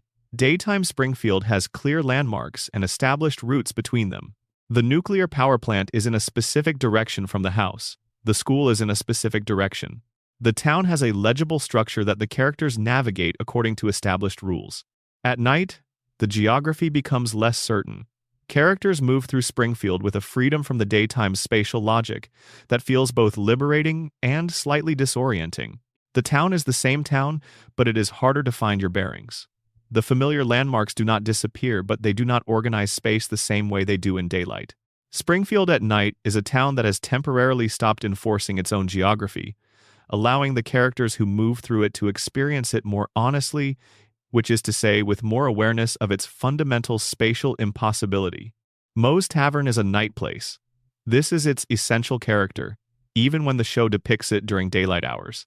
It is a space that belongs to the hours when the performance of daytime normality is no longer required. The conversations that happen in Moe's, the specific intimacy of men sitting at a bar talking about their lives, are conversations that Springfield's daytime cannot support. They require the specific social permission that night provides. The permission to be a little more honest, a little more fragile, a little more open about the distance between what your life is and what you wished it were. Homer's nights at Moe's are both the most socially simple and the most emotionally complex things the show depicts about him. He is not doing anything significant. He is sitting on a bar stool, drinking beer, talking with his friends about nothing in particular. But the simplicity of the action contains, for Homer, the specific relief of being in a space where he is not required to be more than he is, where the performance has a night off. Springfield at night is Springfield being honest with itself. It is the town without its daytime armor on. And what the town looks like without its armor is something the show has always been careful about showing too much of, because too much nighttime Springfield would make it hard to maintain the comedy that the daytime version requires. The night episodes are windows. They let you see something the daylight covers, and what they show you is a town that, in the specific quiet of its darkest hours, is aware of everything it has agreed to forget. The cooling towers are still there at 2 in the morning, glowing slightly, the contamination still moving through the water, the cracked casings still admitting whatever they admit to the air around them. Springfield at night is not safer than Springfield during the day, but it is more honest about the danger. And that honesty, however brief and however quickly dissolved by the return of daylight and the resumption of the daily performance, is the most important thing the night episodes give you. It is the town telling you something it cannot say in the morning. Number. Section 16. The radio, the television, and the media inside the media. Springfield has its own media ecosystem. This is easy to overlook because the shows and radio programs and newspapers that exist within the Simpsons universe feel, most of the time, like set dressing. Like the kind of detail that a richly imagined fictional world naturally accumulates to feel complete. Channel 6 News, Kent Brockman, Krusty the Clown's Show, The Springfield Shopper. These are fixtures of the Springfield environment, familiar enough to register as background texture without necessarily demanding close examination. But the media inside The Simpsons is doing something more than providing authentic set dressing for the Springfield environment. It is, across 36 seasons of consistent depiction, building a picture of how information and entertainment and cultural authority function in this specific town. And the picture it builds is, once you look at it as a coherent system rather than a collection of individual background elements, genuinely revealing. Kent Brockman is the most fully realized member of Springfield's media ecosystem. He is Channel 6's anchor, and he is one of the show's most reliable sources of jokes about television news, about the vanity and the self-importance of broadcast journalism, about the fundamental inadequacy of the media as a mechanism for informing the public about things that actually matter. These jokes are funny. They are also, in the way that the best satirical jokes are always doing double work, accurate. Kent Brockman does not inform Springfield. He performs information. He delivers the aesthetic of news coverage, the serious face and the authoritative voice, and the standing in front of things that have just happened, without necessarily communicating anything that meaningfully helps the town understand its own situation. This is most visible in the episodes where Springfield faces genuine crises: the environmental contamination, the nuclear near misses, the occasions when the power plant's violations become briefly visible. In all of these moments, Brockman is present. The cameras are rolling. The information is theoretically available to be reported. And what gets reported is almost never the story. The story that would actually matter, the story of what the power plant has been doing to Springfield's population over decades, is never the story Brockman tells. He tells the surface story, the dramatic image, the immediate event, the thing that produces compelling footage rather than the thing that produces understanding. This is not Brockman being corrupt exactly. The show has not depicted him as actively working to suppress information in service of Burns's interests, though his complicity in Springfield's collective amnesia is real enough.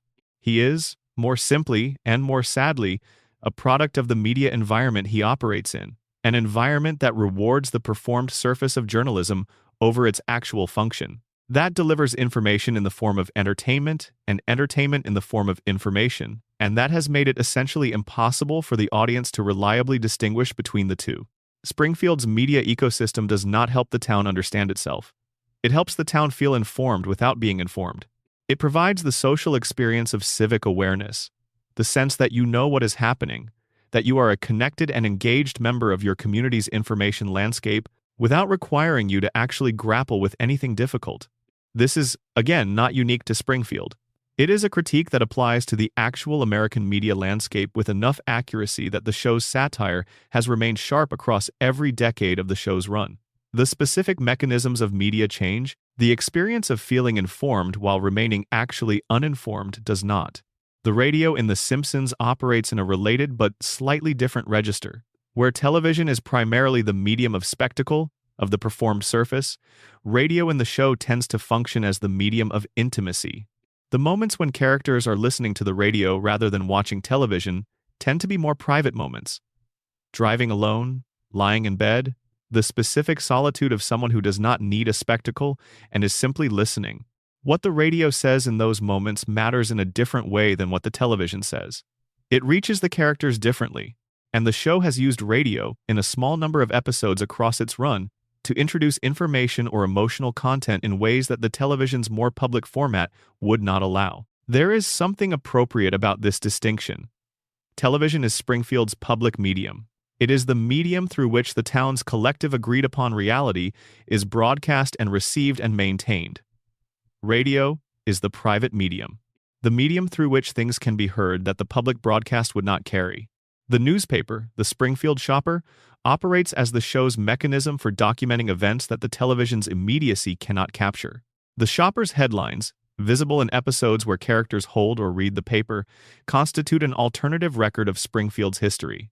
A record that is sometimes consistent with the television coverage and sometimes notably different from it in ways that suggest the newspaper's reporters are seeing things that the television cameras are not showing. These discrepancies between what the television reports and what the newspaper's headlines imply are rarely foregrounded by the show. They exist in the background, in the text of headlines that appear on screen for 2 or 3 seconds before the camera moves to something else.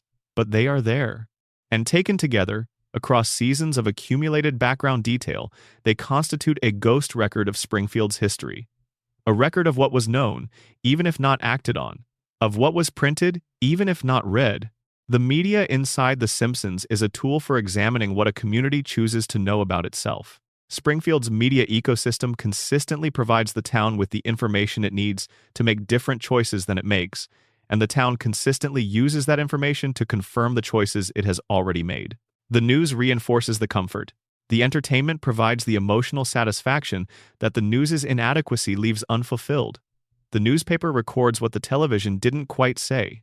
And Burns, as he is in so many dimensions of Springfield's functioning, is present in the background of this ecosystem in ways the show suggests but does not fully depict. He owns or influences enough of the town's information infrastructure that the specific things that never get reported, the specific stories that die before they reach Brockman's desk, are not accidental absences. They are managed absences, the result of a media environment that has been shaped, over decades, by the preferences of the entity that benefits most from a poorly informed public. Springfield's media does not lie to its population. It does something more sophisticated and more durable than lying. It provides the experience of information without the consequence of understanding. It makes the town feel heard without ever actually listening to what the town most needs to say. And the town, accustomed to the comfort of this arrangement, keeps watching, keeps reading, keeps feeling connected to a shared reality that is, at its core, the shared management of everything that should not be shared. The media inside the media is the mirror Springfield holds up to itself. And like all mirrors in this town, it shows you something true and something managed simultaneously. The trick is knowing which is which. Section 17.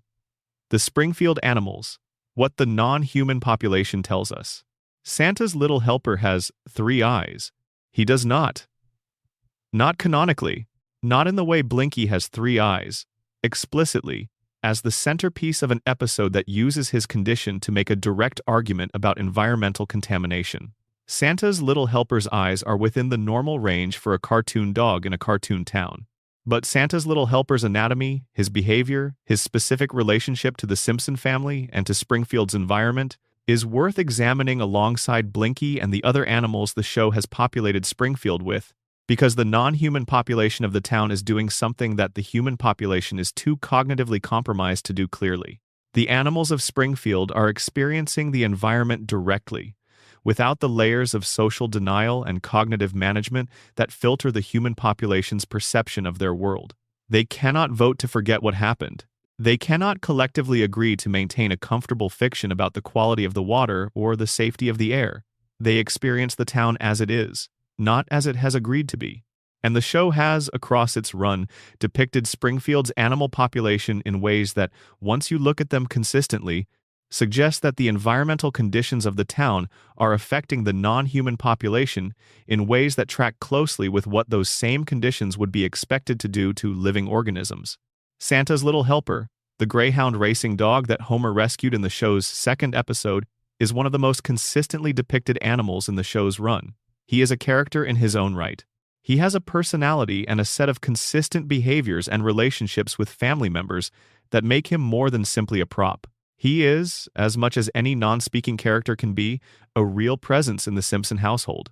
And his health across the show's run is, if you track it carefully, more precarious than any healthy dog's health should be. He develops conditions that require veterinary intervention with a frequency that exceeds what you would expect from a dog living in a typical suburban household. He is, constitutionally, not quite robust. He is lovable and affectionate and a genuine member of the family, but he is also a dog who has spent his entire life in Springfield, breathing Springfield's air and drinking Springfield's water, and his health reflects that. The show plays his health problems for comedy and for occasional emotional moments about the family's attachment to him. It does not present his recurring health issues as evidence of environmental contamination, but the pattern is there for the attentive viewer to observe. The animals of Springfield who are depicted in crowd scenes, in the backgrounds of outdoor episodes, in the passages through the show's natural environments, also carry the Springfield look. The show's consistent visual language, applied to the animal population, produces animals that are drawn in the show's characteristic style, which means animals that share, in their simplified cartoon form, certain visual qualities with the show's human characters. The bulging eyes, the slightly compressed proportions, the anatomical characteristics that mark a Springfield native. You could argue that this is simply consistent animation, that the show draws all its characters in the same style, and that style applied to animals produces animals that look like Springfield animals, the same way it applied to humans produces humans that look like Springfield humans. And that argument is correct, as far as it goes. The show's art style is applied consistently across its human and animal characters. But the show has also, in the same art style, depicted animals from outside Springfield. Animals that are visiting or passing through or encountered in contexts beyond the town's borders. And those animals, drawn in the same broad style, carry slightly different proportions, slightly different qualities. The same art style, applied to something that has not been living inside Springfield's specific environmental reality, produces something that looks subtly but perceptibly different from what it produces when applied to something that has. This is consistent with the argument that the show's art style, while consistent in its technical application, is using that consistent application to encode information about the relationship between the show's characters and their environment. The style does not change. What changes is what the style is being applied to, and the consistent application of the same style to characters with different environmental histories produces results that carry, within the style, the mark of those different histories. Blinky is the clearest statement. A fish with 3 eyes, pulled from a river downstream of a nuclear power plant, held up on camera as evidence of what that plant is doing to the living things in its vicinity. The show could not be more direct about what Blinky represents if it put a label on him. But Blinky is not alone. He is the most visible and most dramatic member of a non-human population that is collectively and consistently across the show's run, showing you what Springfield's environment does to living things. The animals cannot deny it. They cannot vote to forget it. They cannot maintain the comfortable fiction. They simply are what the environment has made them. And in being that, they are the town's most reliable witnesses. Number. Section 18. The sound of Springfield silences, ambient noise, and what you hear between the lines. Springfield has a sound. It is not one of the things people usually list when they describe what makes the show distinctive. The visual style, certainly. The writing, absolutely. The specific quality of its comedy, the way it holds sincerity and absurdity in balance. These are the things people point to. But the sound design of The Simpsons, accumulated across 36 seasons of consistent attention to the acoustic texture of the show's world, is one of its most underappreciated achievements. And the silences within that sound design, the specific moments when the ambient noise of Springfield recedes and something more important becomes audible in the quiet, are among the show's most powerful emotional tools. Consider the ambient sound of the Simpson house. In episodes where the family is gathered at home, the house has a specific sound, the television in the background, the distant noise of the neighborhood outside, the specific quality of the air in a house that has been lived in for a long time, that has the particular sonic character of a space that contains the accumulated history of a family. These are subtle sounds. They are below the threshold of active listening most of the time, but they are there, and they create the acoustic reality of the home.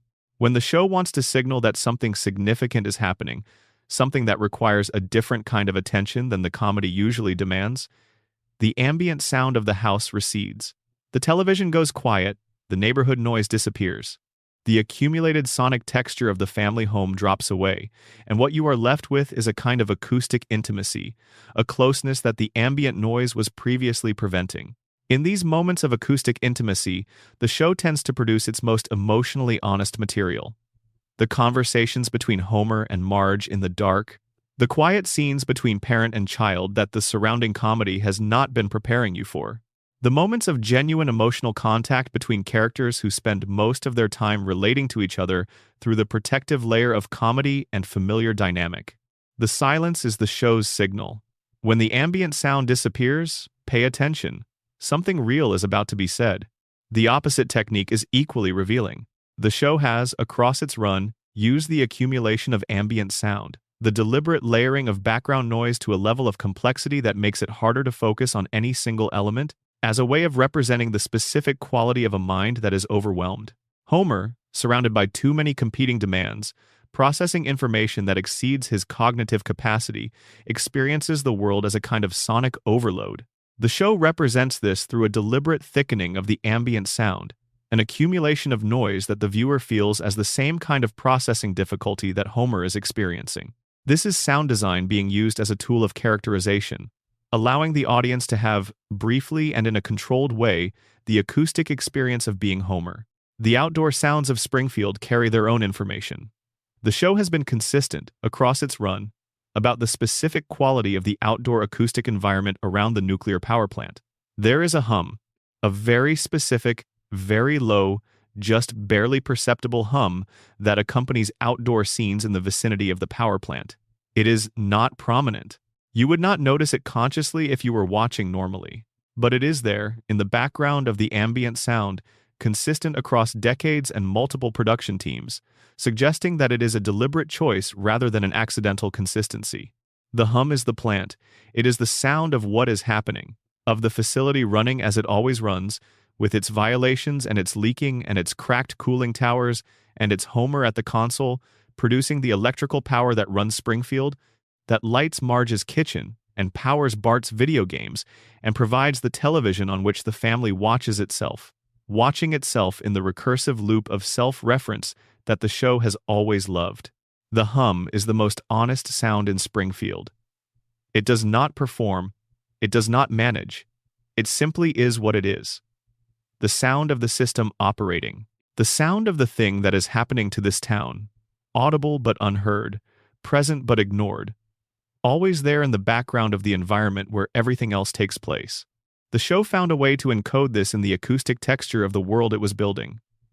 The sound of Springfield includes the sound of what is wrong with Springfield, not loudly, not in a way that demands your attention, just present, just always there.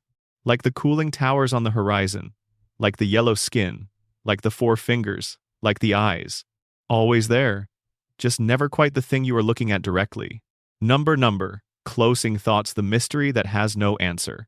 We have been in Springfield for 4 hours now. Somewhere across these sections, across the visual codes and the forgotten characters, and the marriages and the alternate Springfields, and the Halloween truth-telling, and the economy that cannot balance, and the music that was the show's most honest voice, and the relatives who appeared and left, and the deaths that stayed, permanent, and the opening couch that receives everyone who arrives, and the dialect of approximated understanding, and the God who visits the wrong people, and the lost stories, and the characters in the margins, and the nighttime honesty, and the media that manages what is known, and the animals who cannot deny what the humans agree to forget, and the silences between the words that say the things the words cannot say. You have seen Springfield more fully than Springfield would prefer to be seen. This is not a comfortable place to leave you, necessarily. The show is more beautiful in ignorance. The jokes land cleaner. The warmth is warmer. The resets feel more like fresh starts and less like managed forgetting. But you cannot see what you have seen and unknow it. That is not how understanding works. And understanding Springfield, really understanding it rather than simply enjoying it, is what these hours have been for. Not to diminish the enjoyment. Not to argue that the comedy is less funny because of what lives underneath it. The comedy is still funny. The warmth is still real. The family on the couch is still the family on the couch, but it is richer now. Every episode you watch from this point forward carries the weight of everything the show has accumulated across its extraordinary, improbable 36-year run. Every background detail has a potential significance you did not previously know to look for. Every silence has depth. Every character who appears for the first time carries the knowledge of what happens to Springfield's characters who appear for the first time. Springfield is the most complex fictional place ever built for American television. It is complex in the way that real places are complex, not through the designed complexity of a richly imagined fantasy world, but through the accumulated complexity of a place that has been lived in, that has history and contradiction, and buried pain, and genuine love and specific injustice, and the kind of institutional inertia that outlasts any individual effort to change it. It is a town where the fish have 3 eyes and nobody looks too closely at the water, where the family is frozen at the ages they were when the show began and nobody asks why, where a billionaire has been alive for over a century through managed radiation exposure, and the town continues to depend on him for its electricity and its economy and its sense of itself, where the most devout man in town has never been visited by the God who regularly drops in on his least devout neighbor.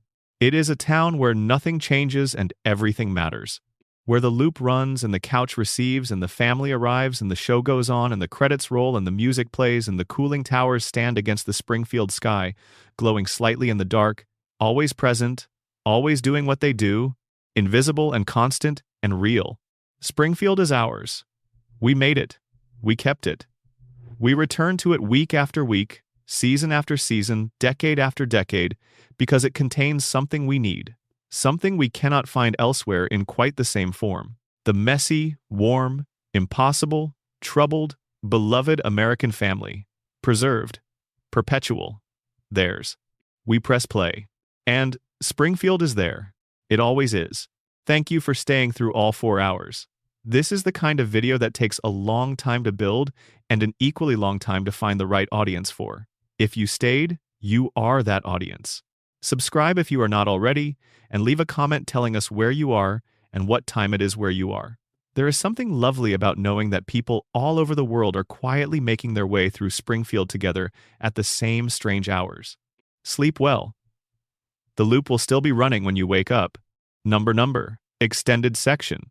The deeper Springfield, everything the show built that it never mentioned again. The Simpsons built more of Springfield than it ever used. This is one of the quieter and more interesting facts about the show's production history. The writers, animators, and designers who worked on the early seasons of the show were building a world with the ambition and the thoroughness of people who believed they were going to be living in that world for a very long time. They built infrastructure they did not immediately need. They established lore they did not immediately deploy. They created the architecture of a fictional place with the kind of comprehensive imagination that you bring to a space you intend to fully inhabit. And then, as the show continued and the practicalities of 36 seasons of production asserted themselves, much of what had been built went unused. The world that was imagined in the early seasons was not fully explored in the subsequent ones. The Springfield that existed as a complete imaginative construction in the minds of the people who built it was only ever partially depicted on screen. What was left on the drawing board, so to speak, is not knowable in its full detail. Production materials and writers' room documents and the accumulated memory of decades of development conversations are not fully accessible to outside examination. But evidence of the larger Springfield that was conceived, the one that exists beyond the borders of what was actually shown, is visible in the show itself in a specific way. It is visible in the moments when the show depicts Springfield in ways that imply a history or a geography or an infrastructure that no preceding episode has established. When a new location is introduced and it is immediately and completely realized, with a fully developed character and a clear relationship to the rest of the town, as though it had always been there and was being visited for the first time rather than created for the first time. This quality of immediate, full realization is one of the most distinctive things about the show's best episodes. The Leftorium, Ned Flanders' shop in the Springfield Mall, feels like it has always been there when it first appears, because the idea of it is complete and specific in a way that invented-on-the-spot settings rarely are.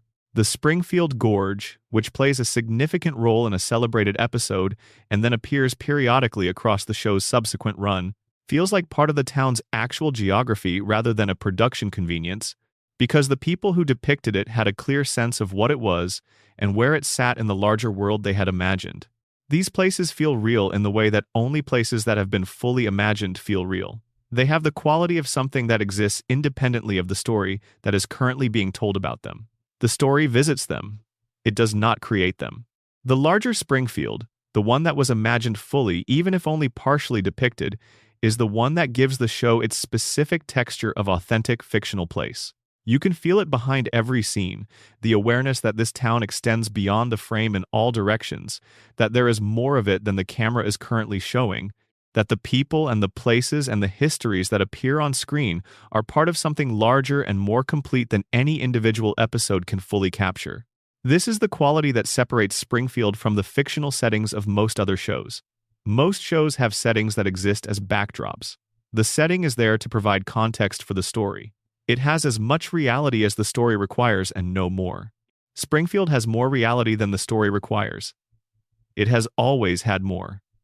The show has been drawing on that surplus reality for 36 years, and there is still more left. Still more of the town that has been imagined but not yet shown. Still more of the world that the early production team built and left for later seasons to discover and use and build upon. The deeper Springfield is the one the show has been working toward for its entire run. Not the Springfield of any specific episode or any specific set of characters or any specific story. The Springfield that exists as a complete world, complex and contradictory, and full of things that have not yet been depicted and may never be. It is the Springfield that exists in the imagination of everyone who has ever worked on the show and everyone who has ever watched it. The version that each viewer constructs from the material the show provides and the material their own imagination supplies to fill in the gaps. This is the most important thing the show has built across its 36 years. Not the characters, though the characters are extraordinary. Not the comedy, though the comedy is frequently brilliant. Not even the emotional depth that the best episodes achieve, though that depth is real and lasting and significant. The most important thing the show has built is the world. The complete, fully imagined, partially depicted world of Springfield. The one that feels real enough that you can wonder about the parts you haven't seen. The one that feels lived in enough that you can ask what is happening in the parts the camera isn't showing. The one that feels true enough that the theories about what is really going on underneath its surface feel worth pursuing, worth taking seriously, worth spending 4 hours exploring. The deeper Springfield is the answer to the question of why this show has lasted 36 years and continued to generate the kind of passionate, obsessive, detailed examination that we have been conducting through this entire video. It has lasted because it built something real. It built a world substantial enough to sustain investigation, detailed enough to reward attention, deep enough that 36 years of examination has not exhausted what is there to find. The show built more of Springfield than it will ever show you, and what it has not shown you is exactly as present as what it has. That is what makes Springfield Springfield. The knowledge, felt rather than articulated, that there is always more, that the town extends in every direction beyond the frame, that the story you are currently watching is happening inside a world that is going on all around it, in every direction, whether the camera is looking or not. Press play. The town is there. All of it. Even the parts you haven't seen yet. Number. Extended section. The weight of Sunday night, what it meant for America that The Simpsons owned that time slot. For the first decade of its run, The Simpsons owned Sunday night in American television with an authority that no subsequent show has matched. This is not just a ratings fact, though the ratings were extraordinary. At its peak, The Simpsons was drawing audiences of 20 to 30 million viewers for individual episodes. In the contemporary television landscape, where content has fragmented across streaming platforms and broadcast television has lost much of its cultural centrality, numbers like that are almost impossible to imagine for any single program. But the significance of The Simpsons' Sunday night dominance goes beyond the scale of the audience. It was about what Sunday night meant in American culture, and what The Simpsons did with that meaning. Sunday night has a specific emotional quality in American domestic life. It is the last night of the weekend, the night before the work week begins. The night when the specific pleasures of Saturday, the freedom and the expansion of weekend time have already been spent, and the constraint and the routine of Monday morning are beginning to make themselves felt in a way that tinges the remaining hours of Sunday with something that is not quite sadness but is related to it. The Sunday feeling. The particular quality of Sunday night in a house where the weekend is ending. The Simpsons understood this quality and built its emotional architecture around it with remarkable precision. The show aired on Sunday night, and it was about the Sunday night feeling without ever being about Sunday night specifically. It was about the experience of being a family at the end of the week, about the specific domestic texture of the hours before Monday reasserts itself, about the warmth and the friction and the comfort and the mild anxiety of being in your house with your family when the weekend is ending and the week is about to begin. This was not accidental. Matt Groening and the show's original producers understood the emotional resonance of the time slot they were programming for. They built a show that was, at its deepest level, about the experience of being in a family house on a Sunday evening.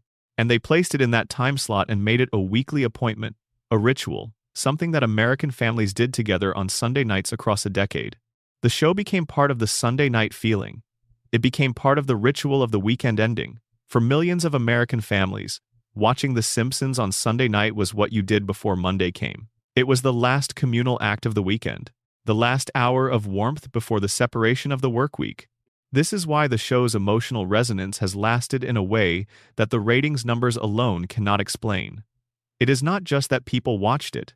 It is that they watched it at a specific time, in a specific emotional state, in a specific domestic context, together. The show was embedded in an experience that was itself already emotionally significant, and it gave form to that experience with enough intelligence and enough warmth and enough honest observation of what American family life actually looked and felt like, that the form it gave became, over a decade, inseparable from the experience itself. When you remember Sunday nights in the 1990s, if you were alive for them, The Simpsons is part of what you remember. Not because you consciously chose to associate the show with those evenings, but because the show was there. It was what Sunday night sounded like, what it looked like, what it felt like. This is cultural significance of a different order than celebrity or fame or even critical acclaim. It is the significance of something that became part of the texture of lived experience for a generation of Americans. The kind of significance that does not diminish when the ratings eventually decline, because it was built into people's memories before they had a chance to evaluate it. The later seasons of The Simpsons no longer own Sunday night in the way the early seasons did. The cultural landscape has changed too much. The authority of the broadcast network time slot has diminished. The audience has fragmented. But the memory of what it was to watch The Simpsons on Sunday night, during the years when that was simply what you did, is still there in the people who carry it. It is part of the reason those people return to the show with such loyalty, such protectiveness of the early seasons specifically, such specific grief about what the show became relative to what it was. They are not just watching a television show. They are returning to a specific time and a specific experience and a specific quality of Sunday evening that no longer exists in exactly that form. The show is the portal. The time slot was the door. And what is on the other side of the door, when you open it, is not just episodes of The Simpsons. It is the specific quality of being young and being in your house and feeling the weekend ending, and not yet knowing that this particular version of everything was temporary. Springfield is a town where time does not pass. Nobody ages. The characters are always the same age they were when the show began. And for the people who were watching in the years when Sunday night meant The Simpsons, the show's temporal impossibility is not an irritant. It is a comfort. It is the thing they most need the show to maintain. Because as long as the show does not age, as long as Bart is 10 and Homer is, however old Homer is, and the house on Evergreen Terrace looks exactly the way it has always looked, the Sunday nights are still there too. Still accessible. Still available to the part of the brain that stores emotional memory and retrieves it when the right key is presented. The show is the key. Sunday night is what it opens. And Springfield will keep the door open for as long as the show goes on. Number. Extended section.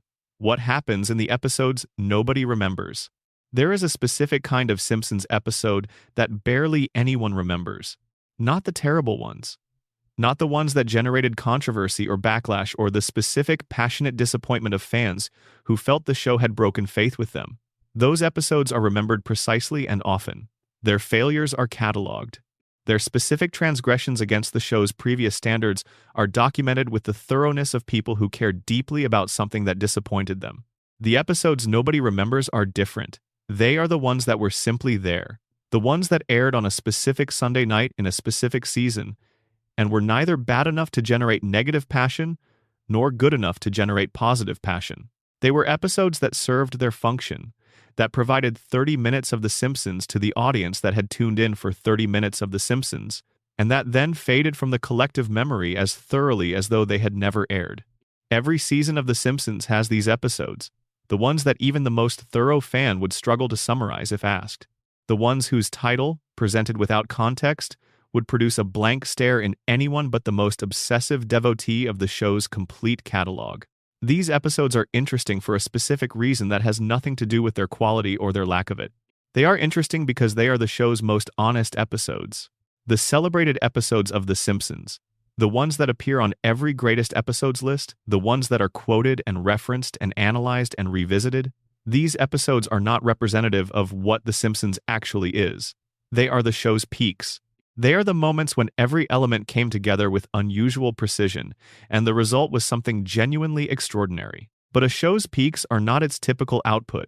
They are its exceptional output, the thing the show is capable of under ideal conditions.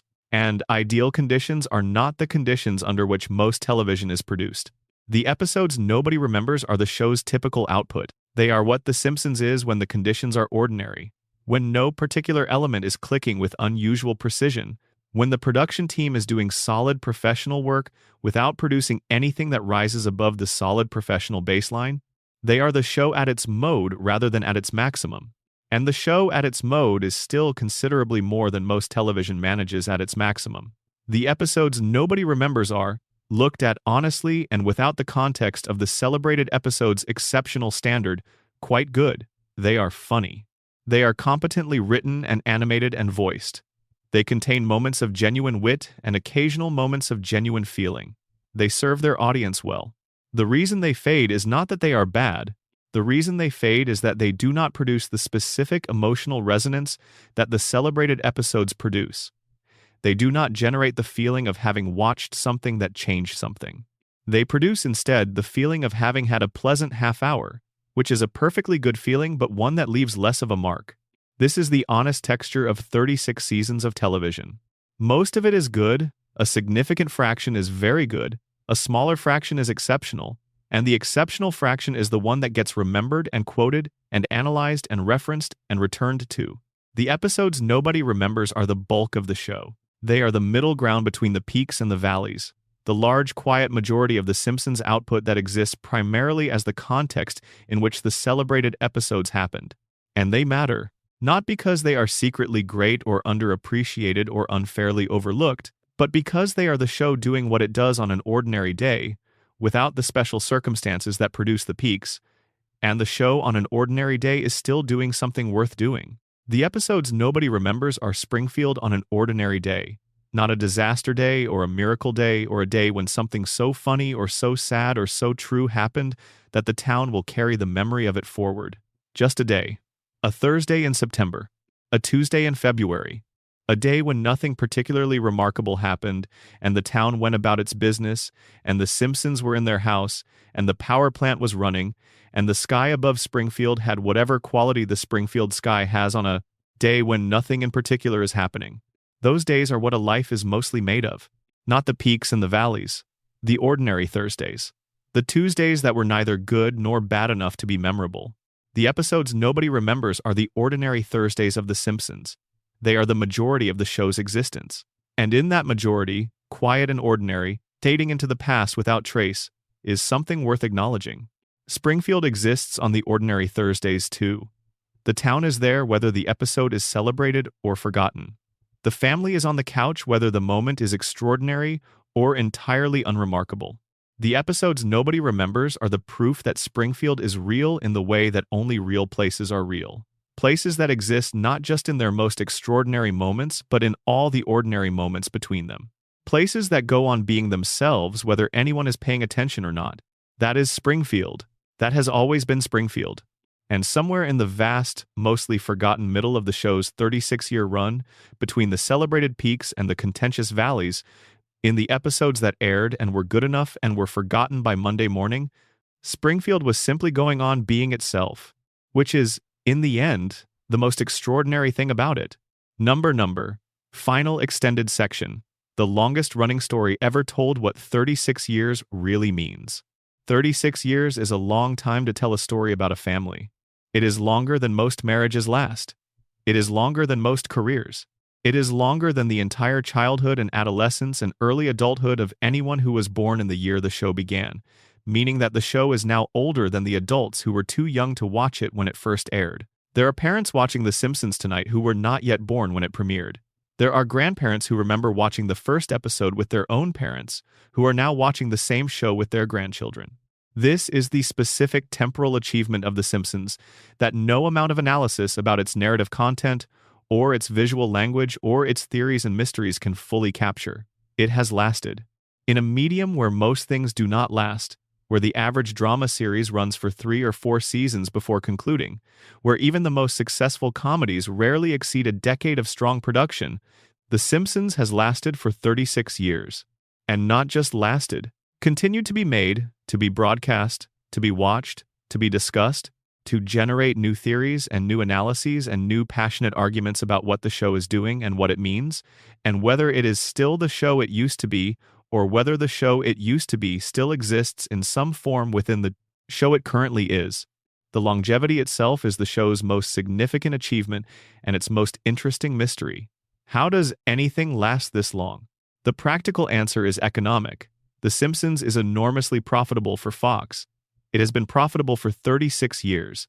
The merchandise, the licensing, the syndication rights, the streaming revenue, the ongoing advertising revenue from first-run broadcast, all of these revenue streams together constitute a financial ecosystem that makes continuing the show significantly more economically rational than concluding it. As long as the show can be made at a cost that is lower than the revenue it generates, the economic logic favors continuation. This is true. This is probably the primary practical explanation for why the show continues to be made. But it does not explain why people continue to watch it, why the show continues to find in each new generation of television viewers an audience that connects with it, why the show's cultural presence has not diminished in proportion to its ratings decline, why it remains a reference point, a shared cultural text, a thing that people who have not watched a new episode in 15 years still feel a relationship to. The answer to that question is not economic. It is something about the show itself, about what it has built over 36 years, about what it contains that continues to be relevant and valuable and worth returning to even as the specific episodes that are currently being produced bear only partial resemblance to the episodes that initially generated the audience's loyalty. The Simpsons contains America. This is a thing people say about the show, often, in various forms. The show is a mirror. The show predicted the future. The show diagnosed the present. The show captured something essential about American life and preserved it in amber for 36 years. All of these formulations are partially true and all of them miss something. The Simpsons does not just contain America. It is not just a mirror or a prediction or a diagnosis. It is something more intimate and more specific than any of those frames can capture. The Simpsons is a home. For the tens of millions of people who grew up with it, who watched it as children and adolescents and young adults in the years when it was producing its best work, the show is a home in the precise emotional sense. A place that is always the same. A place where the people you love are always exactly as you remember them. A place that does not age and does not change and does not disappear and is always there when you need it to be. This is an unusual relationship to have with a television show. But television is unusual in the degree to which it becomes embedded in the domestic spaces where it is watched. You do not go to television. Television comes to you. It comes into your home, into the rooms where you live, into the hours of your most private and most comfortable and most vulnerable experience. And a show that comes into those rooms for 36 years, that is present for bedtimes and Sunday evenings and sick days and holidays, and the specific quality of light in a living room when the whole family is home, that show becomes part of the home itself, part of what the home feels like. The Simpsons became part of what home felt like for a generation of Americans. And the mystery of why the show has lasted is ultimately the mystery of why people return to the places that feel like home. Even when those places have changed, even when the specific qualities that made them feel like home exist now primarily in memory rather than in present experience. Even when the home you return to is not quite the same home you left. You go back because it is there. Because the continuity of the place is its own value, separate from the current quality of the experience it provides. Because something about knowing that the house on Evergreen Terrace is still standing, that the family is still on the couch, that the cooling towers are still on the horizon, and the couch gag is still playing, and the music is still running through its brisk, slightly manic opening notes, is worth something that is hard to articulate, but that is real. You go back to Springfield because Springfield is still there. 36 years. Nearly 800 episodes. More hours of television than most people spend on any single activity outside of sleep and work. And at the end of all of it, at the center of all the theories and the mysteries and the buried storylines and the visual codes and the musical architecture and the forgotten children and the deaths that stayed and the couch that receives everyone, is something so simple it barely needs to be said. A family, a house, a town, a show, still there, still running, still telling the same story it has always been telling, in the specific and irreplaceable language of Springfield, about what it is to be a person inside a family, inside a community, inside a country, inside a world that is stranger and harder and funnier and more beautiful than any single episode can fully capture. The longest-running story ever told in American animation is not about aliens or superheroes or magical powers. It is about Homer Simpson trying to get home. It has always been about Homer Simpson trying to get home. Through the nuclear power plant and the coma and the radiation and the billionaire's grudge and the mother who vanished and the crayon in his skull and everything else the show has used to build the world around that simple, central, urgent desire. He wants to get home. He always finds his way home. And the door is always open. That is the mystery of The Simpsons. Not any specific theory or any hidden visual code or any buried storyline. The mystery is that the show understood, from the beginning, that the thing people most want from their stories is the thing they most want from their lives. To find their way to a place where they are known, where they are loved despite everything, where the couch is available and the family is assembled and the evening is long enough to contain them all. Springfield is that place. It has been that place for 36 years. For the people who grew up inside it, it will always be that place, regardless of what the new episodes are doing or not doing, regardless of how much the show has changed or not changed, regardless of every theory we have spent 4 hours exploring. Springfield is home, for a very large number of people, in the most literal emotional sense of that word. And home, by definition, is a place you can always go back to, no matter how long you have been away, no matter how much has changed, no matter how many mysteries are still waiting, unanswered, in the background of the world you return to. The door is open, the family is home, the couch is available. Springfield is waiting. It always is. Number bonus section. The Springfield that time built how the decades changed what the show was saying. The Simpsons that aired in December of 1989 was not the same show as the one that aired in December of 2000, and neither of those was the same show as the one that airs today. This is obvious in one sense.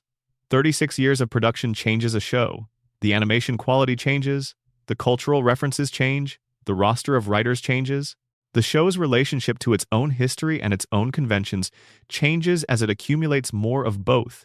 The show in any given season is both what it is and the sum of every version of itself that preceded it.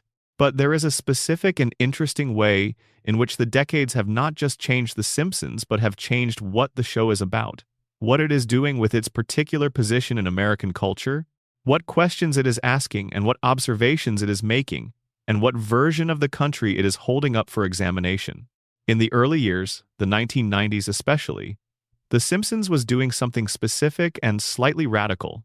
It was depicting the American working class with a sympathy and an accuracy that American television, particularly American comedies, had rarely managed. The economic anxiety of the Simpson household was not background noise. It was the emotional core of many of the show's best episodes. The specific feeling of being a person whose income is not quite adequate to the life they are trying to maintain, who is one medical bill or one car repair away from genuine crisis, who works hard at a job that does not value them, for an employer who cannot remember their name. That feeling was the engine of the early show's most resonant comedy. The comedy was not cynical about this. It was compassionate. It found the specific human warmth inside the economic precarity rather than using the precarity simply as a vehicle for jokes at the character's expense. Homer struggling to make ends meet was funny because Homer is a genuinely funny character, and his responses to difficulty are genuinely funny. But the difficulty itself was real. The show did not pretend it was not real. This gave the early show a political dimension that was not explicitly stated, but was consistently implied. A show that depicts the working class with accuracy and compassion, that locates the dignity and the humor of working class life without romanticizing the hardships, is making an argument about whose stories deserve to be told and whose lives deserve to be represented on television. The Simpsons, in its early years, was making that argument consistently. As the 90s gave way to the 2000s, the show's relationship to this political dimension shifted. The economic anxiety of the household became less central. The specific texture of working-class life became less precisely depicted. The show continued to be set in a working-class household, but engaged less often with what it actually felt like to be in that household, with Homer's specific income and Springfield's specific economy. This was not a conscious abandonment of the show's early political commitments. It was, more likely, the natural evolution of a long-running show whose writing staff changed over time, whose relationship to its own established conventions evolved, and whose cultural context changed around it in ways that made the specific economic anxieties of the 1990s feel less immediately pressing. But something was lost. The precision of the early show's economic observation, the specific feeling of accuracy that came from a writing staff that seemed to genuinely understand what it felt like to be Homer Simpson in the economic sense, not just in the comedic sense. The 2000 Simpsons was a more expansive show, more willing to take Homer out of his economic context and into adventures that treated the Springfield nuclear power plant as a joke about his job, rather than as the center of his economic vulnerability. More interested in the cartoon possibilities of its premise than in the realist possibilities. More comfortable with its own success, perhaps, than with the specific discomfort that made the early seasons so honest. Then the 2010s brought a different evolution. American culture was changing in ways that the show, with its long history of satire, could not ignore. The political polarization that had been building through the 2000s accelerated into something more extreme and more publicly visible. The institutional distrust that had been a background condition of American political life became a foreground condition. The specific anxieties of American public life in the 2010s were different from those of the 90s, and the show, to its credit, adjusted. The later seasons engage with this changed cultural context in ways the early seasons could not have anticipated and would not have needed to.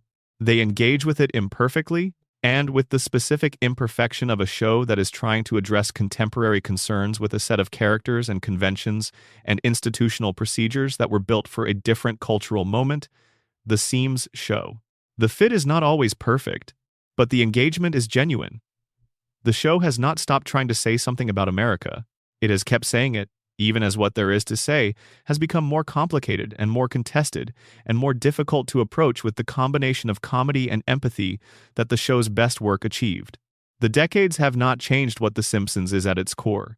It is still a show about a family. It is still a show about working-class American life. It is still a show about Springfield and what Springfield represents. The core is stable. What has changed is the show's relationship to the cultural moment it is addressing. The early show and the current show are both saying something true about America, but they are saying it from very different positions, with very different levels of certainty about what the truth is and how to approach it, in very different cultural climates that put different demands on the act of satirical observation. The Simpsons, across its full 36-year span, is a record of American self-perception, of how America saw itself, or could be seen, or chose to be seen, across 4 decades of extraordinary change. A cartoon that has been consistent in its basic commitments while adapting to the specific cultural context of each era it has lived through. That record is valuable in a way that goes beyond the entertainment value of any individual episode. It is a document. An accidental, imperfect, genuinely extraordinary document of what America was thinking about itself, at the level of comedy and family and ordinary domestic life, across a period that changed the country in ways that are still being reckoned with. Springfield absorbed all of it. The 90s optimism, and the 2000s uncertainty, and the 2010s anxiety, and whatever the 2020s will eventually be understood to have been. Springfield absorbed it and made episodes about it and reset between each episode and kept going. Because that is what Springfield does. It absorbs, it resets, it keeps going. 36 years, and still going. The mystery is not why it has lasted this long.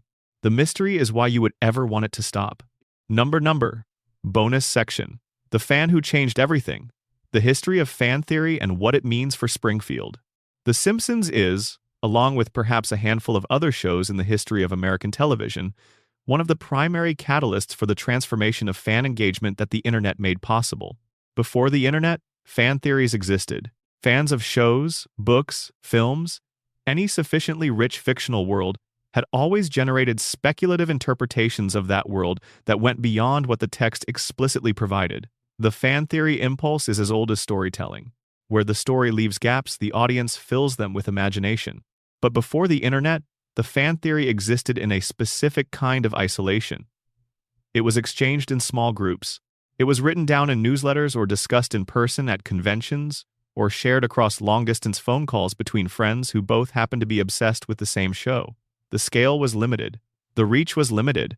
The theory could not find its full audience because the mechanisms for reaching that audience did not exist. The internet changed this, and The Simpsons was one of the first shows, possibly the first show, to have its fan theory culture transformed by the new possibilities the internet created.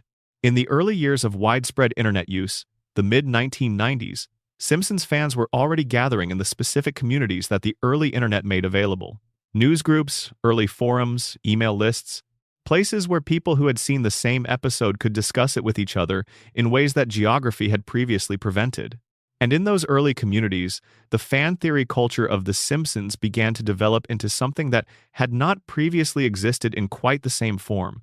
Not just the exchange of interpretations between small groups of friends, but the collaborative construction of theories by large, distributed communities of people who had collectively watched more hours of the show than any individual could have managed alone. Whose collective attention to the show's details was more comprehensive than any individual's attention could be. The Homer coma theory, which we referenced in relation to the transcript at the start of this project, is a product of this culture. It emerged from a community of people who had collectively observed every episode of the show across its full run with a level of attention that was only possible because the internet allowed them to pool their observations, to compare notes, to check each other's factual claims against the show's actual content, to build a theory that was more complete and more internally consistent than any individual could have built alone. The theory is not right, in the sense that the show's creators have not confirmed it and have in fact explicitly rejected it. But it is rigorous. It is internally consistent. It is supported by genuine evidence from the show's actual content. It is, in its way, a serious piece of interpretive work about a complex cultural text. And it could only have been built the way it was built, which is collaboratively, over time, by a community of people who collectively had access to every episode and the motivation to examine those episodes with extraordinary care. This is what the internet did for fan theory. It made possible a kind of collective close reading that the Academy does with literature and film, but that had not previously been applied, at this scale and with this community-generated rigor, to an ongoing television series. The Simpsons was the testing ground. The show that was rich enough and long enough and detailed enough and deeply enough, embedded in its audience's experience to sustain this kind of collective examination. The show that produced theories worth building and evidence worth examining and arguments worth having. What emerged from this culture is not just the Homer coma theory, or the radiation theory, or any of the specific interpretive frameworks that the fan community has developed around the show. What emerged is a new mode of engaging with fiction.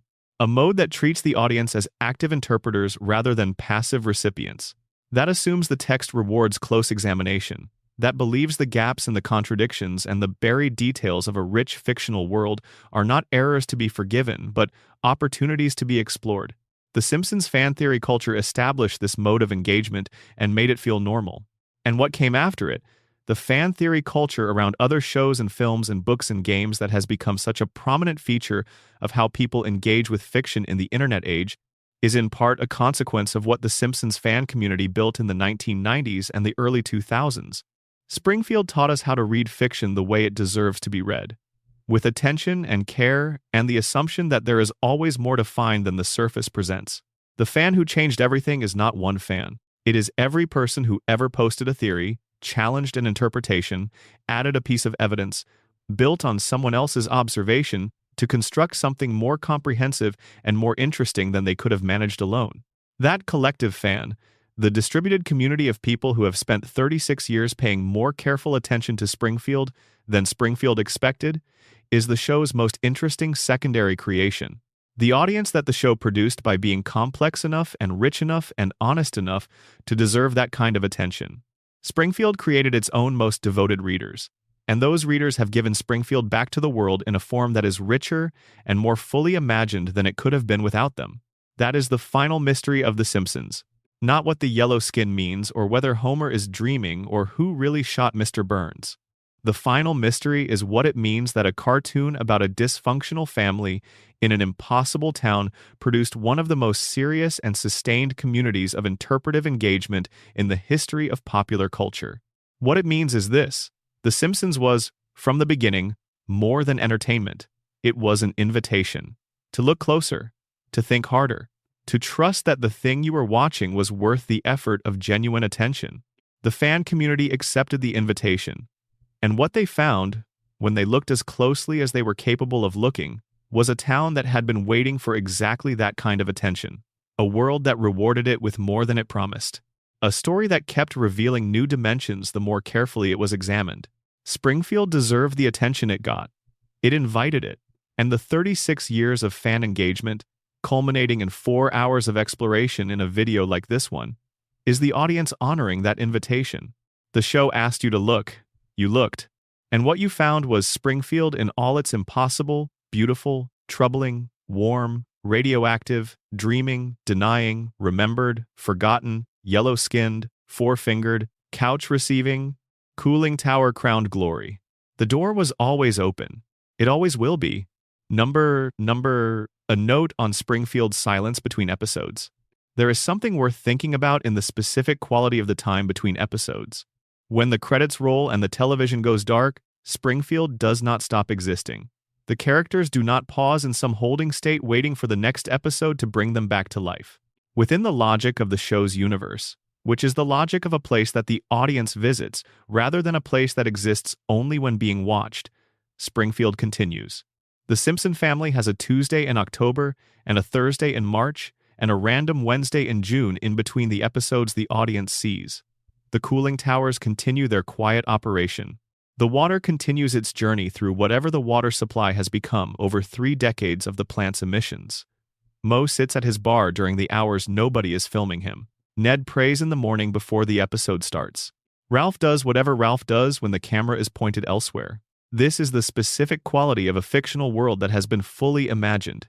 It continues when you are not watching, or at least it feels as though it does, which amounts to the same thing in terms of how you receive and remember it. The silence between episodes is Springfield's most private time. The hours and days and weeks between Sunday nights when the town exists without an audience, when whatever is actually happening, underneath the stories the show has chosen to tell, can happen without being performed for anyone. What happens in Springfield between episodes is the question the show has never answered and cannot answer, because the show only exists when it is being made and broadcast and watched. The between episodes Springfield is purely imaginary. It is the projection of the audience's belief in the world the show has created onto the gaps in that world's depiction. But the fact that the between episodes Springfield feels real, that the audience's imagination fills the gaps with a specificity and a conviction that suggests the world is continuing rather than merely pausing, is one of the clearest indicators of what the show has achieved. You believe in Springfield, not in the literal sense, not in the sense of confusing it with a real place or the characters with real people, but in the sense of trusting the world, of extending to it the same imaginative credit that you extend to any place that feels genuine.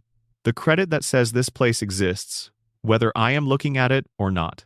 Springfield earned that credit across 36 years of consistent, careful, honest world-building. And the silence between episodes is where that credit is most fully claimed and most fully honored. In the silence between episodes, Springfield goes on. Homer sits with whatever Homer sits with in the quiet hours. Marge tends to whatever Marge tends to when nobody is watching. Bart is doing something in the backyard that will be someone else's problem eventually. Lisa is reading or playing or worrying about the world, which is what Lisa does whether there is an episode being made about it or not. Maggie is watching. Maggie is always watching. And the cooling towers are still there, and the water is still the water. And the sun, when Burns is not blocking it, is setting over Springfield in whatever specific quality of light characterizes a Springfield sunset, which the show has depicted enough times that the imagination can construct it even without a current episode to refer to. Springfield at rest. Springfield in the between times. Springfield continuing. That is the final image. The show goes on. Springfield goes on. The family is in their house. The loop is running. And somewhere in the silence between this moment and the next episode, the most imagined and the most real fictional town in the history of American television is simply being itself. Waiting for Sunday. Waiting for you to come back. The way it always has. The way it always will. Number. One last thing about Bart. Bart Simpson is 10 years old. He has been 10 years old for 36 years. He was 10 years old when the Berlin Wall came down, when the Soviet Union dissolved, when the internet became something ordinary people used, when a smartphone became something ordinary people carried, when everything that has happened in the world since December of 1989 happened. He was 10 years old through all of it. He is 10 years old right now.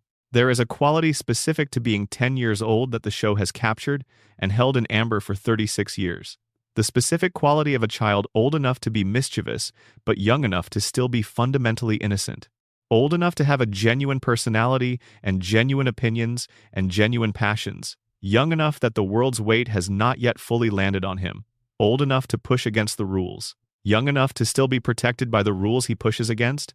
10 is the last age before things become genuinely complicated. Before the specific gravity of adolescence sets in and the world starts to make real demands that the earlier years had only hinted at. 10 is the age of maximum childhood freedom. The age where you are old enough to do things on your own and young enough to still be forgiven for what you do wrong. Bart has been 10 for 36 years because 10 is the age that deserves to be preserved.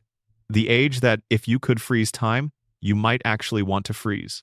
Not because it is the happiest age or the most comfortable age or the age most free from difficulty, but because it is the age where everything is still possible, where the person you will become has not yet been determined by the choices and the circumstances and the accumulating experience of years that reduce possibility to actuality. At 10, you could still be anything. The future is still open in the specific way it will never be quite as open again. Bart has been 10 for 36 years because the show has decided, on behalf of everyone who watches it, that the openness of 10 is worth preserving, that the future Bart has not yet stepped into is worth keeping available, even if keeping it available means keeping Bart at 10 forever, means locking him in the amber of his most expansive moment and leaving him there. This is what we wanted. We wanted to keep Bart at 10. We wanted to keep Lisa at 8.